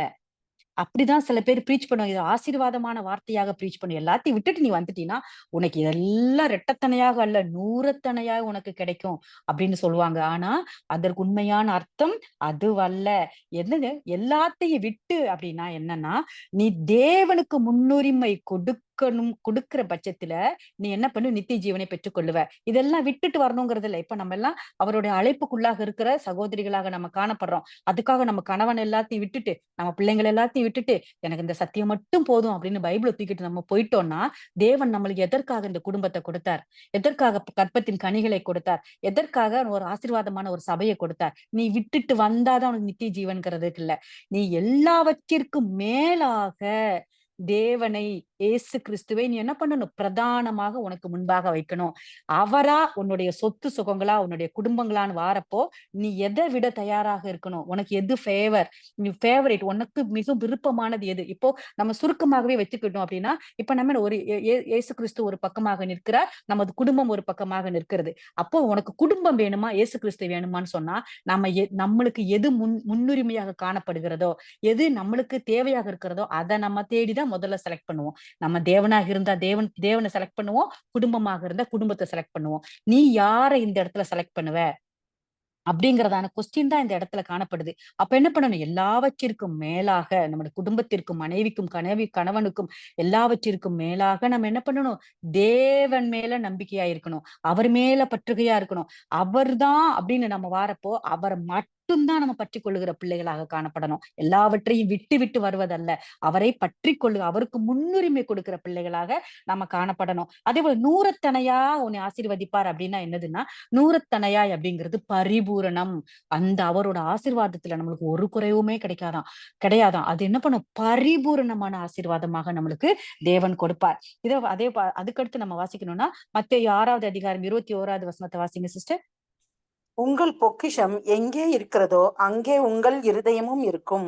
Amen. இப்ப நம்மளுக்கு தேவன் பட்சமா நம்ம சாய்ந்தோம்னா தேவன் பக்கமா தான் நம்ம போவோம். இப்ப நம்மளோட பொக்கிஷம் நம்ம நினைப்பு எல்லாமே என்ன பண்ணிருக்கோம், நம்ம எங்க நம்மளோட இருதயம் இருக்கிறதோ அந்த பக்கமா தான் நம்ம சாய்வோம். அப்போ நம்ம முழு இருதயம் யார் மேல சார்ந்து இருக்கணும், தேவனாகிய பிதாவின் மேலும் அவருடைய ஒரே குமாரனாகிய இயேசு கிறிஸ்துவின் மூலமாக தான் அவர்கள் மீதுதான் நம்ம சார்ந்திருக்கணும். அவர்கள் மேலதான் நம்மளோட பொக்கிஷம் இருக்க வேண்டும். அவர்தான் நம்ம பொக்கிஷம்னு நாம நினைக்கணும். நம்ம இருதயம் அவர்கள் மேலதான் காணப்படணும். அதே போல யாக்கோபு பாத்தீங்கன்னா 2 மனநிலையிலயும் அவர் இல்ல.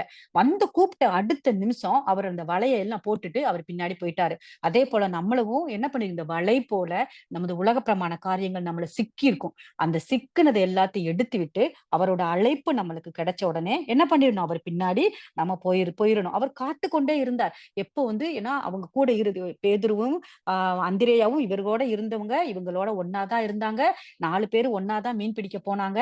அப்போ இந்த 2 பேருக்கு மட்டும் அழைப்பு வந்துருச்சு. இப்ப நம்ம புரிந்து கொள்றதுக்கு நம்ம பேசிக்கலாமே. இப்ப 5 சகோதரிகளும் என்ன பண்றோம், நம்ம ஒரு இடத்துல கூடி உட்கார்ந்து இருக்கோம். அப்ப இயேசு கிறிஸ்து வராரு. அதுல ஒரு சகோதரிய மட்டும் கூட்டிட்டு போயிட்டாரு. நீ எனக்கு வேணும், நீ வா, நீ என்னுடைய சீஷரா நீ வான்னு சொல்லி கூட்டிட்டு போயிட்டாரு. அப்ப அந்த 4 பேரோட மனநிலைமை எப்படி இருக்கும்? ஐயோ, நம்மள கூப்பிட மாட்டாரா, நம்ம அவர் பின்னாடி போக மாட்டோமா, அவர் நம்மள கூப்பிடணும்னு தானே காத்து கொண்டிருந்தோம், அவருக்காக தானே வேதத்தை படிச்சோம், அவருக்காக தானே இவ்வளவு நாளாக நம்ம எல்லாத்தையுமே செய்தோம். ஆனா இன்னைக்கு ஒரு சகோதரி மட்டும் அழைத்துட்டு போயிட்டாரு, எனக்கு அந்த அழைப்பு இல்லையா, நம்ம என்ன பண்ணுவோம், பரிதவிப்போம். பரிதவிச்சு ஐயோ நம்மளுக்கு நம்ம வந்தா நம்மளும் போயிடணும் அப்படின்னு சொல்லி நம்மளுக்குள்ளாக என்ன பண்ணிட்டு இருப்போம், பேசிக் கொண்டிருப்போம். அதே போல அதே மனநிலையில தான் யாக்கோபும் என்ன பண்றாரு, யோவானும் பேசிக்கிட்டு இருக்காங்க. மேசியா வந்தாரு, அவரை கூட்டிட்டு போயிட்டாரு, நம்மள கூப்பிடலையே, நம்ம கூப்பிட்டா நம்மளும் போயிடலாமே, நம்மளுக்கு இந்த அழைப்பு வருமா, நம்ம அதுக்கு பாத்திரர்கள் இல்லையா அப்படின்னு சொல்லி என்ன பண்றாங்க, அவங்க டிஸ்கஸ் பண்ணிக்கிட்டே இருக்காங்க. அந்த 6 மணி நேரமாக டிஸ்கஸ் பண்ணிட்டு இருக்காங்க. அந்த அழைப்பு அவர்களோட வந்த உடனே எந்த எதிர்பார்ப்பும் இல்லாம என்ன பண்ணிடுறாங்க, அவரோட கூட அவங்க போயிடுறாங்க. இப்போ நம்ம என்ன பண்ண போறோம்னா, அடுத்த வசனத்தை நீங்க வாசிங்க சிஸ்டர். இன்று அவருடைய சத்தத்தை கேட்பீர்களாகில் கோபமூட்டுதலின் நடந்தது போல உங்கள் இருதயங்களை கடினப்படுத்தாதிருங்கள் என்று சொல்லி இருக்கிறதே. நம்ம என்ன பண்ணக்கூடாது, அப்போ அவரோட அழைப்பு நம்மளுக்கு வாரப்ப நம்ம என்ன பண்ணக்கூடாது, இருதயத்தை கடினப்படுத்தக்கூடாது. இப்ப யோவான் எப்படி கடினப்படுத்தாது, அவர் கூப்பிட்ட அடுத்த ஒரு சத்தத்தை கேட்ட உடனே அவர் பின்னாடி போனாரோ, நாமளும் என்ன பண்ணணும், அவர் கோபம் மூட்டுதலில நம்ம என்ன பண்ண போறோம், நடக்கிறது போல நம்ம இருதயத்தை என்ன பண்ணக்கூடாது, கடினப்படுத்தக்கூடாது. நம்ம கடினப்படுத்தி அவருடைய அழைப்பை நம்ம என்ன பண்ண அலட்சியப்படுத்தினோம் அப்படின்னா, அந்த அழைப்பு நம்மளுக்கு இல்லைனாலும் இன்னொருத்தவங்களுக்கு போயிடும். ஆனா அந்த அழைப்புக்கு பாத்திரரா அல்லாம நாம போயிடுவோம் இல்லையா? நம்ம ஏன்னா தேவன் ஒவ்வொரு அவரோட ஒரு திட்டம், ஒரு பர்ப்பஸ். நம்மளே இந்த பூமியில நாம இவ்வளவு வரைக்கும் இதுல நிறைய ஏஜ் குரூப்ல உள்ளவங்க இருக்கலாம். 20 வயசுல உள்ளவங்க இருக்கலாம், 40 வயசுல உள்ளவங்க இருக்கலாம், 45 வயசுல உள்ளவங்க இருக்கலாம். நிறைய ஏஜ் குரூப் இருக்கலாம். இப்ப நம்மளோட கர்த்தரோட பெரிதான கிருபையில நம்ம உயிரோடும் ஜீவனோடும் தேவன் வைத்திருக்கிறார். அவருக்கு ஒரு சித்தம் உண்டு. அந்த சித்தம் நம்ம பூமியில நிறைவேறுற வரைக்கும் நம்மள அவர் எடுத்துட்டு போக மாட்டார். நம்மளுக்கு மரணம் நிகழாது. அப்போ அவருடைய அழைப்பு நம்மளுக்கு கிடைக்கும்போது, அந்த அழைப்பை நமக்கு இருதயத்தை கடினப்படுத்தாது நம்ம என்ன பண்ணிக்கணும், அதை ஏற்றுக்கொண்டு அவருடைய சத்தத்திற்கு நம்ம செவி கொடுக்கிற பிள்ளைகளாக நாம காணப்படணும். இப்ப என்ன பண்ணணும், யாக்கோபு அவரோட கூட போனது போல நாமளும் என்ன பண்ணணும், நம்ம எல்லாவற்றையும் விட்டு நம்ம அவரோட பின்ன போகிற பிள்ளைகளாக நம்ம காணப்படணும். 2 கொரிந்தியர் 6:2 படிங்க சிஸ்டர். அனுக்கிரக காலத்திலே நான் உனக்கு செவி கொடுத்து இரட்சணிய நாளிலே உனக்கு உதவி செய்தேன் என்று சொல்லி இருக்கிறாரே. இதோ இப்பொழுது அனுக்கிரக காலம், இப்பொழுதே இரட்சிய நாள். இன்னுதான் நம்மளுக்கு ரட்சண்ய நாள். இன்னைக்கு நம்ம அப்படிதான் நினைக்கணும். ஒவ்வொரு நாளுமே நம்மளுக்கு தேவன் கொடுத்த கிருபையின் காலம், அவருடைய அனுகிரக காலம். யூதர்களின் காலத்துல அவங்க என்ன பண்ணிட்டாங்க, அவங்க முடிச்சுட்டாங்க. இப்ப நம்ம சுவிசேஷ காலத்துல இருக்கோம். சுவிசேஷம் அழகாக நம்மளுக்கு பிரசங்கிக்கப்படுது. எல்லாமே அழகா பாத்தீங்கன்னா நிறைய மீடியாஸ் நம்மளுக்கு வேதத்தை படிப்பிச்சு கொடுக்குறாங்க. நிறைய சத்தியங்களை வித்தியாசமா ஆசீர்வாதமான மெசேஜ் வேணுமா, அதற்குரிய சத்தியங்கள் கிடைக்குது. கண்டித்து உணர்கிற மெசேஜ் வேணுமா, அதற்கான அந்த மாதிரியான சுவிசேஷங்களும் நம்மளுக்கு கிடைக்குது. அப்ப அழகாக சுவிசேஷம் கிடைக்கிற நம்மளுக்கு ரட்சண்ய காலம் இன்றுதான், என்னுடைய ரட்சண்ய நாள், தி டே ஆஃப் சால்வேஷன் இன்னைக்குதான். இந்த தேவன் எனக்கு கிருபையாய் கொடுத்த நாள் இன்று. நாளைக்கு நான் ஊழியத்திற்கு போவேன், நாளைக்கு நான் இயேசு கிறிஸ்துவை என்னோட சொந்த ரட்சகராக ஏற்றுக்கொள்ளுவேன், நாளைக்கு நான் ஞானஸ்நானம் பெற்றுக்கொண்டு அவருடைய உடன்படிக்கையை நான் நிறைவேற்றுவேன். அது அல்ல, நாம என்ன பண்ணணும்? இன்னைக்கே, இப்பொழுதே நம்ம என்ன பண்ணணும்? அவருடைய கரத்திற்குள்ளாக நம்மளை ஒப்பு கொடுக்க வேண்டும். நாளைங்கிறது நம்மளுடைய கையில இல்ல. அது தேவனுடைய கையில இருக்கிறது. நம்மளுடைய கிருபை நம் கிருபை முடிஞ்சது அப்படின்னா, நம்ம இன்னைக்கே மரணித்தோமானால், இன்னைக்கே என்னுடைய காலம் முடியுமானால், நானு ஞானஸ்நானம் எடுக்காம மரணிச்சுட்டேன்னா, என்னுடைய அடுத்த இது என்னவாக இருக்கும்? அவரோடே கூட நான் உயிர்த்தெழ வேண்டும். அவரோடே கூட போணும். பரலோக ராஜ்யத்திற்கு பங்குள்ளவளாக நான் மாறணும்னா, அவருடைய உடன்படிக்கையை நிறைவேற்றின பிள்ளையாக நான் இருக்கணும். அவருடைய சத்தியத்தில் தினமும் இடைப்படுகிற பிள்ளையாக, அவரோட கூட பேசுகிற பிள்ளையாக நான் இருக்கணும். எப்பவுமே பார்த்தீங்கன்னா, நம்ம வேதத்துல வாசித்திருப்போம். நம்ம எப்பவுமே அந்த யூதர்கள் எல்லாம் ஒருத்தருக்குள்ள ஒருத்தர் வந்து விஷ் பண்ணிக்கிறாங்க. நம்ம பிரைஸ் தி லார்ட் அப்பலாம் சொல்றோம் பார்த்தீங்களா? அப்போ ஏதாவது ஒரு காரியத்த சொன்னா அவங்க என்ன சொல்லுவாங்களாம்? யாக்கோபு புத்தகத்துல நெனைக்கிறேன். நான் உயிரோடு இருந்தால் நாளை நாம சந்திக்கலாம். கர்த்தருக்கு சித்தமானால் நான் உயிரோடு இருந்தால். எவ்ளோ பெரிய வார்த்தை, எவ்வளவு நுணுக்கமான வார்த்தை பாருங்க. கர்த்தர் வந்து இப்ப முஸ்லிம்ஸ் எல்லாம் பேசுறத நீங்க கேட்டுருக்கலாம். நாங்க அடிக்கடி கேட்போம் இன்ஷா அல்லாஹ் அப்படின்னு சொல்லுவாங்க. அப்படின்னா என்னது? கர்த்தருக்கு சித்தமானால். அவங்க எல்லாத்துக்குமே அந்த வார்த்தைய சொல்லுவாங்க. நாம விட்டுட்டோம். ஆனா அந்த புறஜாதிகளான அவங்க அந்த முகமதியர் வந்து அந்த வார்த்தைய புடிச்சுக்கிட்டாங்க. நான் இன்ஷா அல்லாஹ் அப்படின்னா கர்த்தருக்கு சித்தமானால். அவங்க நம்மளோட வார்த்தை தான் அது. அப்போ நாம என்ன பண்ணிடுறோம்? அத நாம விட்டுடுறோம். கர்த்தருக்கு சித்தமானால் நான் உயிரோடு இருந்தால், இன்னைக்கு என்னுடைய நாள் முடியுமானால், என்னுடைய நான் எங்க இருப்பேன்? என்னுடைய அடுத்த நிலை என்ன? அப்படின்னு சிந்திக்கிற பிள்ளைகளாக நாம காணப்பட வேண்டும். அதுக்கடுத்து பார்த்தோம் அப்படின்னா, 2வது பாயிண்ட் வந்து நெருக்கமானவர்கள்ல ஒருவரா இன்னர் சர்க்கிள்ன்னு படிச்சோம். அந்த இன்னர் சர்க்கிள்ல யாக்கோபும் ஒருவராக காணப்பட்டார். காணப்படுறதும் இல்லாம, அவர் குடித்த அவர் அவர் பண்ணின எல்லா காரியங்களிலும் அவரோட கூட இருந்தார். அவர் செய்கிற காரியங்கள் எல்லாம் செய்தார். அதேபோல மறுரூப மலையில அவர் மறுரூபமாகிற அந்த நிகழ்வை முகமுகமாய் கண்டவர். அதே போல கிறிஸ்துவின் சபையாகிய நாமும் மறுரூபம் அடைந்தால்தான் அவருடைய 2வது வருகையில நாம் என்ன பண்ணப்படும்? அவரோட கூட எடுத்துக்கொள்ளப்படுவோம். அப்ப நாம் என்ன பண்ணணும்? அவரோட கூட நெருங்கின தொடர்புல இருக்கணும்.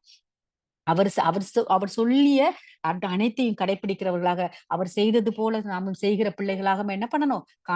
பண்ணணும். எப்பவுமே அவரோட நெருங்கிய தொடர்புல நாம இருக்கணும். உள்வட்டத்துல அப்போஸ்தலர்கள் மட்டும் தான் இருக்கணுங்கிறது கிடையாது. ஏன்னா நாமளும் உள்வட்ட சீசர்களாக, சீசைகளாக நம்ம என்ன பண்ணணும்? இருக்கணும். அப்போ அவரோட கூட உள்வட்டத்துக்குள்ள இருக்கணும் அப்படின்னா, நெருங்கின தொடர்புக்குள்ள இருக்கணும்னா என்ன பண்ணணும்? அவரோட சத்தியத்துல எப்பவும் நிலைச்சு நிற்கணும். அவன் சத்தியத்தின்படி நடக்கிற பிள்ளைகளாக நம்ம காணப்படணும். அதுக்கடுத்து நம்ம என்ன பண்ணணும்னா, பாத்திரத்தில் பானம் பண்ணுகிற பிள்ளைகளாக நம்ம காணப்படணும். அவரோட கூட நம்ம என்ன பண்ணணும்? பாடுகள பட்டா மட்டும்தான் அவரோட கூட நம்ம என்ன பண்ண முடியும்? ஆளுகை செய்ய முடியும். அவருடைய பாத்திரத்துல பானம் பண்ணுகிறதுன்னா என்னது? 2 தீமோத்தேயு 2:12 வாசிங்க சிஸ்டர். அவரோடே கூட பாடுகளை சகித்தோமானால் அவரோடு கூட ஆளுகை செய்வோம். நாம் அவரை மறுதலித்தால் அவரும் நம்மை மறுதலிப்பார். ஆமென். நம்ம என்ன பண்ணணும்? அவரோட பாத்திரத்துல பானம் பண்ணுகிற பிள்ளைகளாக காணப்படுறோம் அப்படின்னா, ஆசீர்வாதமான வார்த்தை அல்ல. நம்ம என்ன பண்ணணும்? அவரோட பாடுகள நாம பட்டு சகிக்கணும். அப்போ நம்ம பவுல் ரொம்ப அழகா எழுதியிருப்பாரு. அவர மாதிரி பாடுபட்டவங்க யாருமே இல்ல. ஆனாலும் அவரு கிறிஸ்துவின் அந்த அழைப்புக்காக எவ்வளவு வைராக்கியமாக நின்னார். நம்ம படிச்சிருப்போம் இல்லையா? அவருடைய இயேசு கிறிஸ்துவின் அச்சு அடையாளங்கள அவரோட உடல்ல வாங்கினாராம் பவுல். ஏன்னா இயேசு கிறிஸ்து சிலுவையில என்னெல்லாம் அடிக்கப்பட்டார். உழுகிறவன் உலத்தைப் போல அவருடைய முதுகு காணப்பட்டது. அவர் முகத்துல காரி விழுந்தாங்க. தாடி மயிரை பிடிச்சு இழுத்தாங்க. அந்த மாதிரியான அவ்வளவு பாடுகளையும் பவுலும் பட்டார். அச்சு அடையாளங்கள்னா என்னது? அவருடைய அத்தனை பாடுகளையும் பவுல் என்ன பண்ணார்? பெற்றுக்கொண்டார். அதனாலதான் அவர் தைரியமா சொல்றார். இயேசு கிறிஸ்துவும் சொன்னார், என்னை பின்பற்றி வா. வருகிறவன் என்ன பண்ணணும்? அவன் தன் சிலுவையை சுமந்து கொண்டு என் பின்னாடி வரக்கடவன். அதே போல பவுலும் சொன்னாரு, என்னை பின்பற்றி வா அப்படின்னா எவ்வளவு தைரியத்தோட கூட சொல்லியிருக்கணும். இப்ப நாம சொல்ல முடியுமா? என்ன மாதிரி நீ இயேசு கிறிஸ்து பின்தொடர்ந்து வா. நம்மளுக்கு அந்த தகுதி இருக்கா? நாம சொல்லுவோமா? ஏன்னா நாம இன்னும் அந்த பரிபூரணத்திற்குள்ளாக நம்ம போகல. நம்ம உலகப்பிரமாணவர்கள். நம்மளுக்கு மாமிசம் நம்மள நெருக்கி இந்த உலகத்திலேயே நெருக்கதான் செய்யுது. நம்மளுக்குரிய பாடுகள் நம்மளுக்கு இருக்கு. அதனால நம்மளுக்கு அந்த தைரியம் வரல. என்னை கண்டவன் கிறிஸ்துவை காண்கிறான் அப்படிங்கிற தைரியம் சொல்ல தைரியம் இல்ல. ஆனா நம்ம அதற்காக என்ன பண்றோம்? நம்ம ஒப்பு கொடுத்து ஜெபிக்கிறோம். ஆனா அது வேறு. ஆனா பவுல் தைரியமாக சொல்லுகிறாருன்னா, அவருக்குள்ள எவ்வளவு வைராகியம் இருந்திருக்கும். அவருக்குள்ள எவ்வளவு ஒரு உண்மை இருந்திருக்கு. எவ்வளவு பாடுகளை அவர் சகிச்சிருப்பார். அந்த பாடுகளின் நிமித்தம் அவர் என்ன பண்ணார்? இயேசு கிறிஸ்துவினோட கூட அவர் என்ன பண்ணார்? அவரோடு கூட பாடுகளை பட்டு அவரோட கூட என்ன பண்றார்? ஆளுகை செய்ய அவரும் தயாராக இருக்கிறார். ஏன்னா அவங்களுக்கும் இன்னும் உயிர்த்தெழுதல் இல்லை.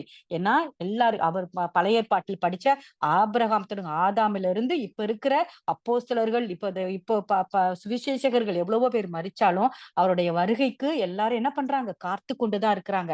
அது ஏன்? நம்ம எல்லாமே இந்த என்ன பண்ணும்? புறஜாதிகளும் முழுமை பெறணும். இயேசு கிறிஸ்துவை அறிந்து கொள்ளணும். அவர் வருகிற காலத்துலதான் நம்ம என்ன பண்ணணும்? அவர் ஆதாம்ல இருந்து எல்லாரும் என்ன உயிர்த்தெழுந்து அவரோட கூட ஆளுகை செய்ய நம்ம போக அவர்கள் காத்து கொண்டிருக்கிறார்கள். அதே போல பவுலும் காத்து கொண்டிருக்கிறார். யாருக்காக? நம்மளுக்காக, நம்ம பரிபூரணப்பட வேண்டும் என்பதற்காக. இப்ப பிலிப்பியர் அதுக்கடுத்த வசனமா நம்ம பிலிப்பியர் 1:29 வாசிங்க சிஸ்டர். ஏனெனில் கிறிஸ்துவின் இடத்தில் விசுவாசிக்கிறதுக்கு மாத்திரம் அல்ல, அவர் நிமித்தமாய் பாடுபடுவதற்கும் உங்களை அருளப்பட்டிருக்கிறது. உங்களுக்கு அருளப்பட்டிருக்கிறது. ஏன்னா நாம என்ன பண்ணணும்? அவரோட கேசு கிறிஸ்துவ விசுவாசிக்கிறேன் அப்படின்னு சொல்லிட்டு நம்ம அந்த மாதிரியான ஒரு ஆசீர்வாதத்தை பெற்றுக் கொள்வதற்கு மட்டுமல்ல, அவர் நிமித்தமாக பாடுபடுகிறதற்கும் உங்களுக்கு அருளப்பட்டிருக்கிறது. அதையும் தான் இயேசு கிறிஸ்து நம்மளுக்கு சேர்த்து கொடுத்திருக்காராம். என் நிமித்தம் நீ வந்தீன்னா உனக்கு ஆசீர்வாதங்கள் மட்டுமல்ல, என்னை போல பாடுகளும் உனக்கு உண்டு. என்னை போல உன்னை அடிக்கவும் செய்வாங்க. என்னை எப்படி திட்டினார்களோ, என்னை எப்படி சபித்தார்களோ, அதே போல உனக்கும் நீயும் சபிக்கப்படுவாய். உனக்கும் அந்த அசிங்கங்கள் நிகழக்கூடும் அப்படின்னு சொல்லி அவரோட பாடுகளையும் ஏற்றுக்கொள்ளும்படியாக தான் நம்மளுக்கு என்ன பண்ணியிருக்காருன்னா இந்த பூமியில அருளப்பட்டு இருக்கிறது. அதற்கு நம்ம பங்குள்ள பிள்ளைகளாக நம்ம காணப்படணும். இப்போ நம்ம எப்பவுமே பங்காளிகள் பாடுகிறதற்கும் பாடுபடுகிறதற்கும் பங்காளிகள் நிறைய படிச்சிருப்போம். பாஸ்டர் சிஸ்டர் 1 பேதுரு 4:13. கிறிஸ்துவின் மகிமை வெளிப்படும் போது நீங்கள் களி கூர்ந்து மகிழும்படியாக அவருடைய பாடுகளுக்கு நீங்கள் பங்காளிகளானதால் சந்தோஷப்படுங்கள். நாம என்ன பண்ணணும்? இயேசு கிறிஸ்துவிற்கு நம்ம பங்காளிகளாம். பங்காளிகள்னா யாரு? சகோதரர்கள் தான் பங்காளிகள். இப்போ அண்ணன் தம்பி இருக்காங்கன்னா அண்ணனுக்கு தம்பி பங்காளி, தம்பிக்கு அண்ணன் பங்காளிகள்னு சொல்லுவாங்க. அப்ப இயேசு கிறிஸ்து எப்பவுமே பாத்தீங்கன்னா நம்மளுக்கு தகப்பன் ஸ்தானத்தை எடுத்துக்கவே இல்லை. நாம தான் அவர் மேல் உள்ள அன்பின் நிமித்தம் ஏசப்பா ஏசப்பான்னு சொல்றோம். ஆனா அப்பாங்கிற மேன்மையான ஸ்தானம் யாருக்கு உள்ளதுன்னா தேவனுக்குரியது. இயேசு கிறிஸ்துவை சகோதரன் என்று சொல்ல, உங்களை சகோதரன் என்று சொல்ல நான் வெட்கப்படவில்லை என்று தான் சொல்லியிருக்கார். நம்மள சகோதரிகளாக தான் அவர் என்ன பண்றார்? ஏற்றுக்கொண்டிருக்கிறார். அப்ப நாமெல்லாம் யாரு? இயேசு கிறிஸ்துவுக்கு பங்காளிகள். அப்ப நம்ம என்ன பண்ணணும்? நம்ம மகிமையுள்ள சபையாக அவர் வெளிப்படும் போது அதே மகிமையில நாம அவரை பார்க்கணும்னா அவரோட பாடுகளுக்கும் நாம் பங்காளிகளாக இருக்கணும்.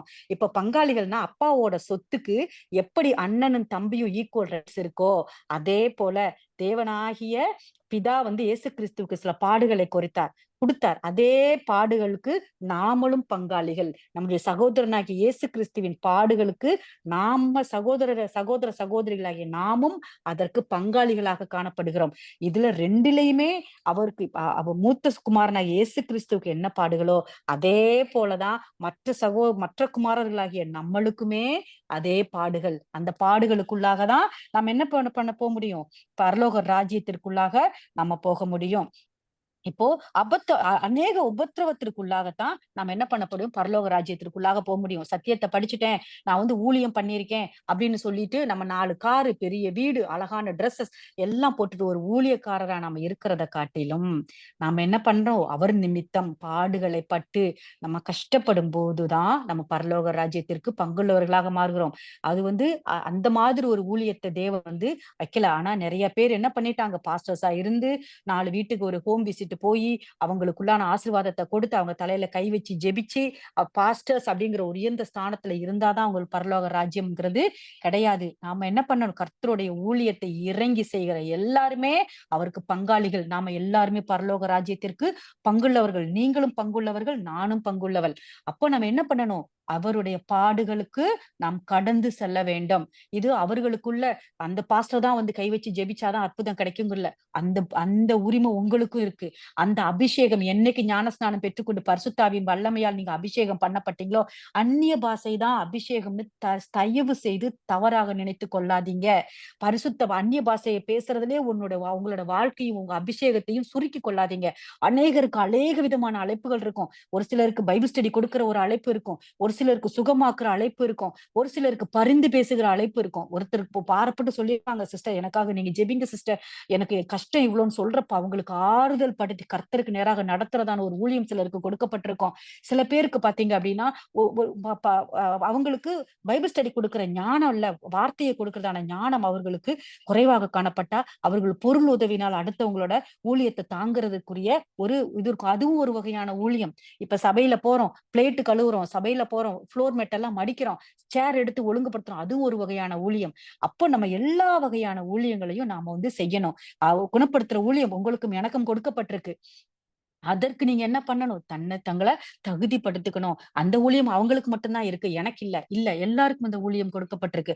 அதனால நம்ம என்ன பண்ணணும்? அதற்காக பிரயாசப்படுகிற பிள்ளைகளாக, அதற்கென்று நம்மை ஒப்புக் கொடுத்து அதை நோக்கி ஓடுகிற பிள்ளைகளாக நம்ம காணப்பட வேண்டும். அதுக்கடுத்து பார்த்தோம் அதே போல நம்ம அடுத்த ஒரு வசனத்தை வாசிக்கிறோம் அப்படின்னா, வாசிங்க சிஸ்டர். ரோமர் 8:17. நாம் பிள்ளைகளானால் சுதந்திரமாமே. தேவனுடைய சுதந்திரமும் கிறிஸ்துவுக்கு உடன் சுதந்திரமாமே. கிறிஸ்துவுடனே கூட நாம் மகிமைப்படும்படிக்கு அவருடனே கூட பாடுபட்டால் அப்படியாகும். ஆமென். பவுலும் அழகா சொல்லியிருக்காரு பாருங்க. கிறிஸ்துவுடனே கூட நாம் மகிமைப்படணும் அப்படின்னா, அவரோட கூட நாம பாடுபடவும் தயாராக இருக்க வேண்டும். பாடுபட்டா மட்டும்தான் அவருடைய மகிமைக்குள்ளார நம்ம போக முடியும். அவருடைய ஆசீர்வாதத்திற்கு மட்டுமல்ல, அவருடைய பாடுகளுக்கும் நாம் என்ன பண்றோம்? பங்காளிகளாக இருக்க வேண்டும். அதுக்கடுத்து வாசிங்க சிஸ்டர். 2 கொரிந்தியர் 4:17. மேலும் காணப்படுவர்களே அல்ல, காணப்படாதவைகளை நோக்கி இருக்கிற நமக்கு அதி சீக்கிரத்தில் நீங்கும் லேசான தம்முடைய உபத்திரம் மிகவும் அதிகமாக நித்திய கன மகிமையை உண்டாக்குகிறது.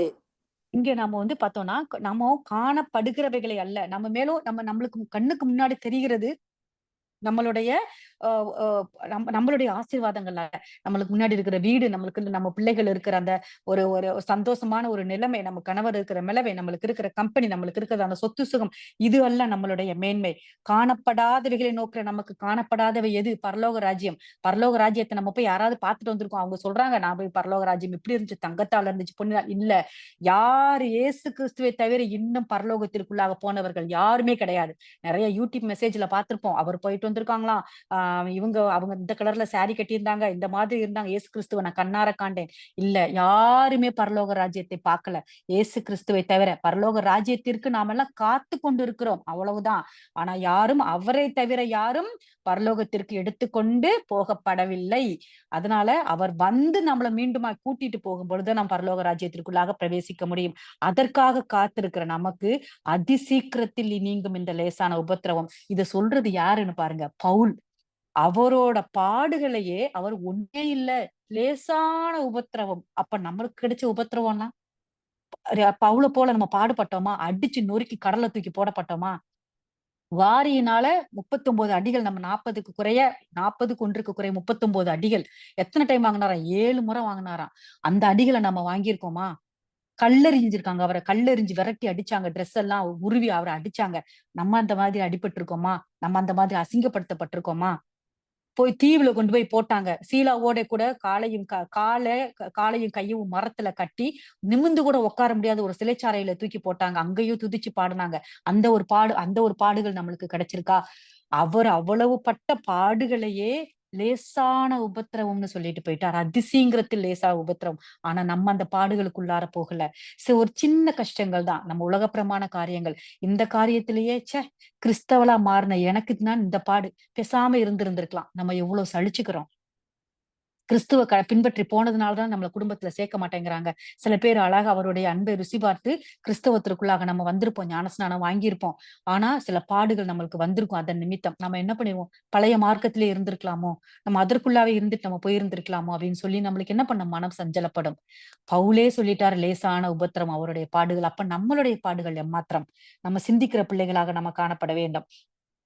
அடுத்து அவர் என்ன பண்ணணும் அப்படின்னா, அடுத்து இந்த கன மகிமையை நம்ம காணணும் அப்படின்னா, நம்ம என்ன பண்ணணும்? அடுத்து அவருக்கு ரத்த சாட்சியுள்ள பிள்ளைகளாக நம்ம காணப்பட வேண்டும். மரணமானாலும் ஜீவனானாலும் அவரை விட்டு என்னை ஒரு காரியங்களும் பிரிக்க கூடாதுன்னு நம்ம நிச்சயித்திருக்கணும். பவுலை போல. மத்தேயு 24:13 வாசிங்க சிஸ்டர். முடிவு பரியந்தம் நிலை நிற்பவனே ரட்சிக்கப்படுவான். நம்ம ரத்த சாட்சி அப்படின்னா, ரத்த சாட்சியை நம்மள வந்து கொல்றதுன்றது இல்ல. நம்மளுடைய மரணம் வரை, நம்மளுடைய மரிக்கிற வரை நம்ம என்ன பண்ணணும்? நம்மளுடைய விசுவாசத்த நம்ம உறுதியுள்ள பிள்ளைகளாக, காணப்படாத அந்த பரலோக ராஜ்யத்திற்கு பங்குள்ளவர்களாக நம்ம என்ன பண்ணணும்? காணப்படணும். அவரோடு கூட நிலை நிற்கிற பிள்ளைகளாக, அவருடைய சத்தியத்தில் நிலை நிற்கிற பிள்ளைகளாக, அவருடைய பிள்ளையாக நம்ம அவருடைய அழைத்ததின் அழைப்பை உறுதியாக பற்றிக்கொண்ட பிள்ளையாக நாம என்ன பண்ணணும்? காணப்படணும். இதுவே நம்ம அழகா வாசிச்சோம் அப்படின்னா, யாக்கோபு 1:12 வாசிங்க சிஸ்டர். சோதனையை சகிக்கிற மனுஷன் பாக்கியவான். அவன் உத்தமன் என்று விளங்கின பின்பு கர்த்தர் தம்மிடத்தில் அன்பு கூறுகிறவர்களுக்கு வாக்குத்தத்தம் பண்ணின ஜீவ கிரீடத்தை பெறுவான். எவ்வளவு அழகா சொல்லியிருக்காரு பாருங்க யாக்கோபு. சோதனையை சகிக்கிற மனுஷன் தான் பாக்கியவான். நம்ம கஷ்டத்தை சகிச்சோம் அப்படின்னா நம்ம பாக்கியவானோட அந்த இதுல வருவோம். அவன் உத்தமன் என்று விளங்கின பின்பு, இதுல 3 பாயிண்ட் பார்க்கணும். அவர் முதல்ல சோதனையை சகிக்கணும். அதற்கப்புறம் கர்த்தர் வந்து அவரை உத்தமன்னு சொல்லணும். அதுக்கப்புறம் தான் ஜீவ கிரீடத்தை கொடுப்பாராம். 3 காரியங்கள் நம்ம பார்க்கணும். சோதனையை சகிக்கணும், உத்தமன்னு அவர்கிட்ட இருந்து நம்ம சர்டிபிகேட் வாங்கணும். அதுக்கப்புறம் தான் அவர் என்ன பண்ணுவாராம்? அவர் கரத்துல இருந்து ஜீவ கிரீடத்தை நம்மளுக்கு கொடுப்பாராம். இந்த 3 காரியங்களையும் நாம செய்கிற பிள்ளைகளாக நம்ம இருக்கிறோமா? சோதனையை சகிக்கிறோமா? சகிச்சாதான் உத்தமன். என்னுடைய அந்த அந்த நம்ம என்ன ஒரு சம்மட்டிய அதை உருவாக்கணும் அப்படின்னா, அது என்ன பண்ணிருக்கணும்? அது இரும்பினால நல்ல அனல்ல எரிகிற நெருப்புல அது என்ன பண்ணிருக்கணும்? அது வாட்டப்படும். அதுக்கப்புறம் சுத்தியலால அடிக்கப்படும். அடிக்கப்பட்டதுக்கு அப்புறம் தான் அது நல்ல ஒரு ஒரு வெப்பனா மாறும். ஒரு ஒரு பாறைய உளிய வச்சு அடிச்சாதான் ஒரு சிற்பமாக மாறும். அந்த அளவுக்கு சோதனைய நம்ம சகிச்சதுக்கு அப்புறம் தான் நாம என்ன பண்ணணுமா? உத்தமன்னு தேவன் நம்மளுக்கு சர்டிபிகேட் குடுப்பாரு. அதுக்கப்புறம் தான் வாக்குத்தத்தம் பண்ண கிரீடத்தை கொடுப்பாரு. இப்ப அதற்கு நாம என்ன பண்ணணும்னா, நாம பொறுமையுள்ள பிள்ளைகளாக காணப்படணும். அவ்வளவு அடியவும் நம்ம வாங்கணும்னா, நம்ம இடத்துல என்ன எடுக்கணும்னா, பொறுமை இருக்கணும். பொறுமை இல்லன்னா, ஒரு சின்ன காரியங்கள் கூட நம்மள என்ன பண்ணிரும்? உடைத்து போடணும். அந்த உளி செதுக்குறப்போ அந்த பாறைக்கு எவ்வளவு வலிக்கும். அந்த வலியை பொறுத்து கொண்டிருந்ததுனாலதான் கடைசியில ஒரு சிற்பமாக மாறும். அதே போல ஒரு ஒரு கருவி நம்மளுக்கு கிடைக்குது. ஒரு சம்மட்டி நம்மளுக்கு கிடைக்குதுன்னா, அது அந்த நெருப்பிற்குள்ளாக போயிட்டு வந்து சுத்த பொன்னாக இருந்தாலும் ஏன் நம்ம தங்கத்தையே பார்க்கலாமே.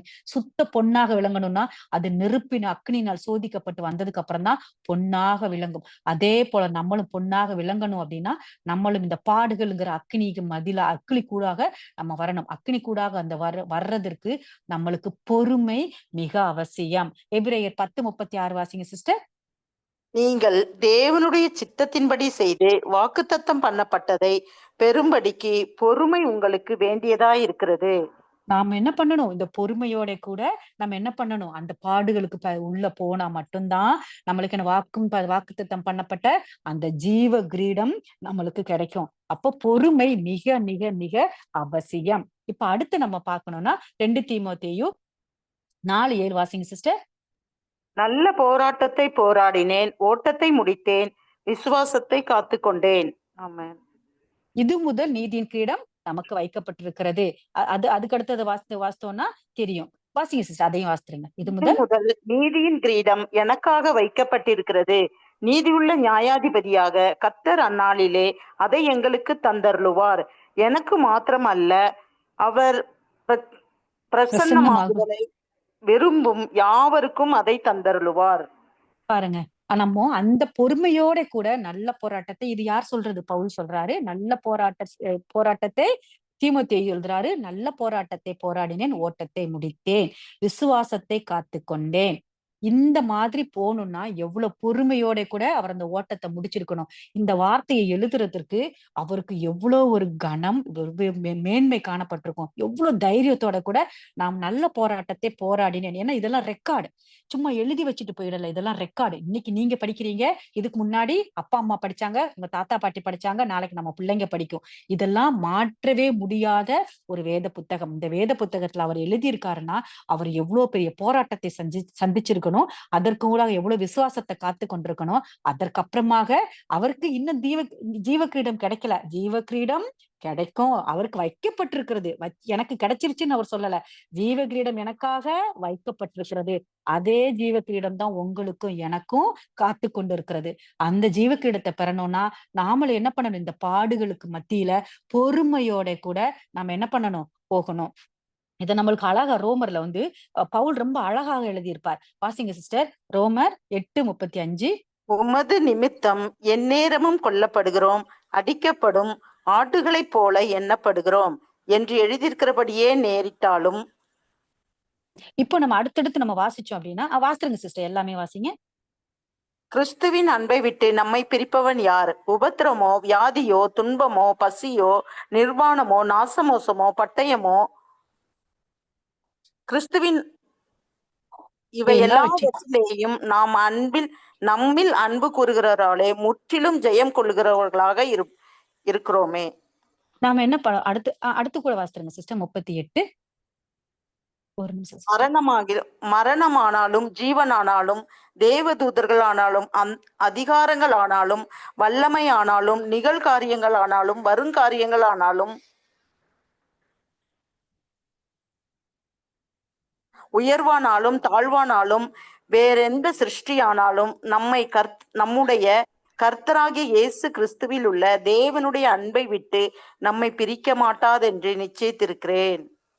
இது அழகா பாத்தீங்கன்னா ரோமர் 8வது அதிகாரம் 35வது வசனத்துல இருந்து 39வது வசனத்து வரைக்கும் இந்த கிறிஸ்துவின் அன்பை விட்டு பிரிக்கக்கூடிய எல்லா காரியங்களையும் சொல்லி இதுல இருந்து ஒரு காரியம் கூட அவரோட அன்பிலிருந்து என்ன பிரிக்க கூடாதுங்கிறதுல நான் நிச்சயித்திருக்கிறேன் அப்படின்னு சொல்லி அழகா பவுல் சொல்லியிருப்பாரு. இது நம்ம எப்பவுமே பாத்தீங்கன்னா எல்லா காரியங்களும் இதுல மோஸ்ட்லி பாத்தீங்கன்னா அவருடைய எல்லா காரியங்களும் இதுல வந்திருக்கு. 17 விதமான உலகப்பிரமான காரியங்கள் எல்லாமே இதுல வந்துரும். உயர்வானாலும் தாழ்வானாலும் எல்லா காரியங்களானாலும் நான் என்ன பண்ண இயேசுவின் கிறிஸ்துவை விட்டு நான் என்ன பிடிச்சிடக்கூடாது அப்படிங்கிறது அவர் அழகா எழுதியிருப்பாரு. எல்லாமே அவர் அனுபவிச்சதான் எழுதியிருக்காரு. வேற ஒண்ணுமே அவர் அனுபவிக்காதத அவர் எழுதவே இல்லை. எல்லா நாச மோசமானாலும் நிகழ்காலம் வருங்காலமா மரணமானாலும் ஜீவனாலும் தேவ தூதர்களானாலும். ஏன்னா 3வது வானம் வரை எடுத்துக்கொள்ள இப்ப பார்த்துட்டு வந்தது யாரு? பவுலுதான். அதுதான் சொல்ல தேவ தூதர்களானாலும் அதிகாரங்களான. ஏன் அவரோட அதிகாரங்களா? ஏன்னா அவரு ரோம குடியுரிமை பெற்ற ஒரு பரிசேய பேக்ரவுண்ட கொண்டவர் தான் யாரு? நம்ம பவுல். ஏன்னா அவருக்கு ஃபுல் ரைட்ஸ் இருந்துச்சு. அவர் அழகா அவர் ரோமர்களோட கூட இருந்திருந்தாருன்னா உயர் பதவியில இருந்திருப்பார். அவரு ரோம குடியுரிமை பெற்றவர். ஏன்னா பவுலோட அப்பா அம்மா அப்பவே ரோமாபுரியில செட்டில் ஆனவங்க, ரோம குடியுரிமை பெற்றவங்க. அதனால பவுலுக்கும் ரோம குடியுரிமை இருந்துச்சு. கமாலியனோட பாதப்படியில உட்கார்ந்து நியாயப்பிரமாண புத்தகத்தை படித்து கரைத்தவர். அததான் வல்லமையானாலும் நிகழ்காரியங்களானாலும் இப்ப நடக்கிறதா இருந்தாலும் வருகாரியங்களானாலும் என்னை விட்டு அவருடைய அன்பை விட்டு பிரிக்க கூடாது என்று நிச்சயித்திருக்கிறேன். எல்லா காரியங்களையும் பவுல் அவர் அனுபவிச்சதையே அழகா எழுதியிருக்கார். அப்ப அவர் பிரதானமான கொடுத்த ஒரு பெரிய இம்பார்ட்டன்ட் எதுக்கு அப்படின்னா கிறிஸ்துவின் அன்பு. அதே கிறிஸ்து பவுல் மேல வைத்த அன்பின் நிமித்தம் தான் அவரை என்ன பண்றாரு? அவரை சந்தித்து நீ எனக்காகவான்னு அவர் அழைத்து கொண்டு போனார். அதே அன்பின் நிமித்தம் தான் இப்பவும் நாமளும் என்ன பண்றோம்? ஜீவனோட கூட இருக்கிறோம். அவருடைய காரியங்களை அவருடைய சித்தம் இல்லாம நம்ம யாரும் ஒன்று கூடல. அவருடைய சித்தம் இல்லாம நான் யாரும் இந்த வேதத்துல காரியங்களை நம்ம கற்றுக்கொள்ளல. ஒரு நம்மளுக்குள்ளாக இருக்கிற ஒரு ஐக்கியம் காணப்படல. ஆனா இதற்கெல்லாம் காரணம் கிறிஸ்து நம்மேல் வைத்த அன்பு.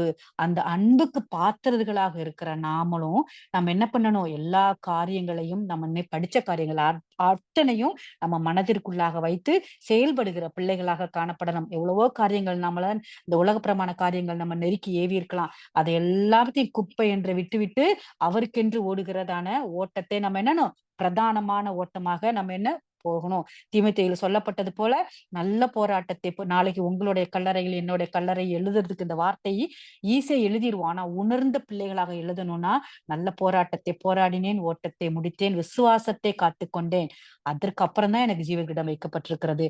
இதை எழுதுறதற்கு நாம் என்ன பண்ணணும்? நம்மளை தகுதி படைத்த பிள்ளைகளாக காணப்படணும். என்னப்பா இதே போல நாமளும் வாழ்ந்து எல்லாவற்றையும் போல இப்ப நம்ம பவுல் சொன்னது போல யாக்கோபு இயேசு கிறிஸ்துவினோடு கொண்ட அன்போட கூட இரத்த சாட்சியாக மரித்தது போல நாமளும் மரண பரியந்தம் அவரோட கொள்ள விசுவாசத்தை காத்து கொண்டிருக்கிற பிள்ளைகளாக வாழ்ந்து கிறிஸ்துவனிடத்திற்கும் நம்முடைய பிதாவாகிய தேவனிடத்திற்கும் சென்று சேர தேவன் தாமே நம்மளை ஆசீர்வதிப்பாராக. ஆமென். அல்லேலூயா.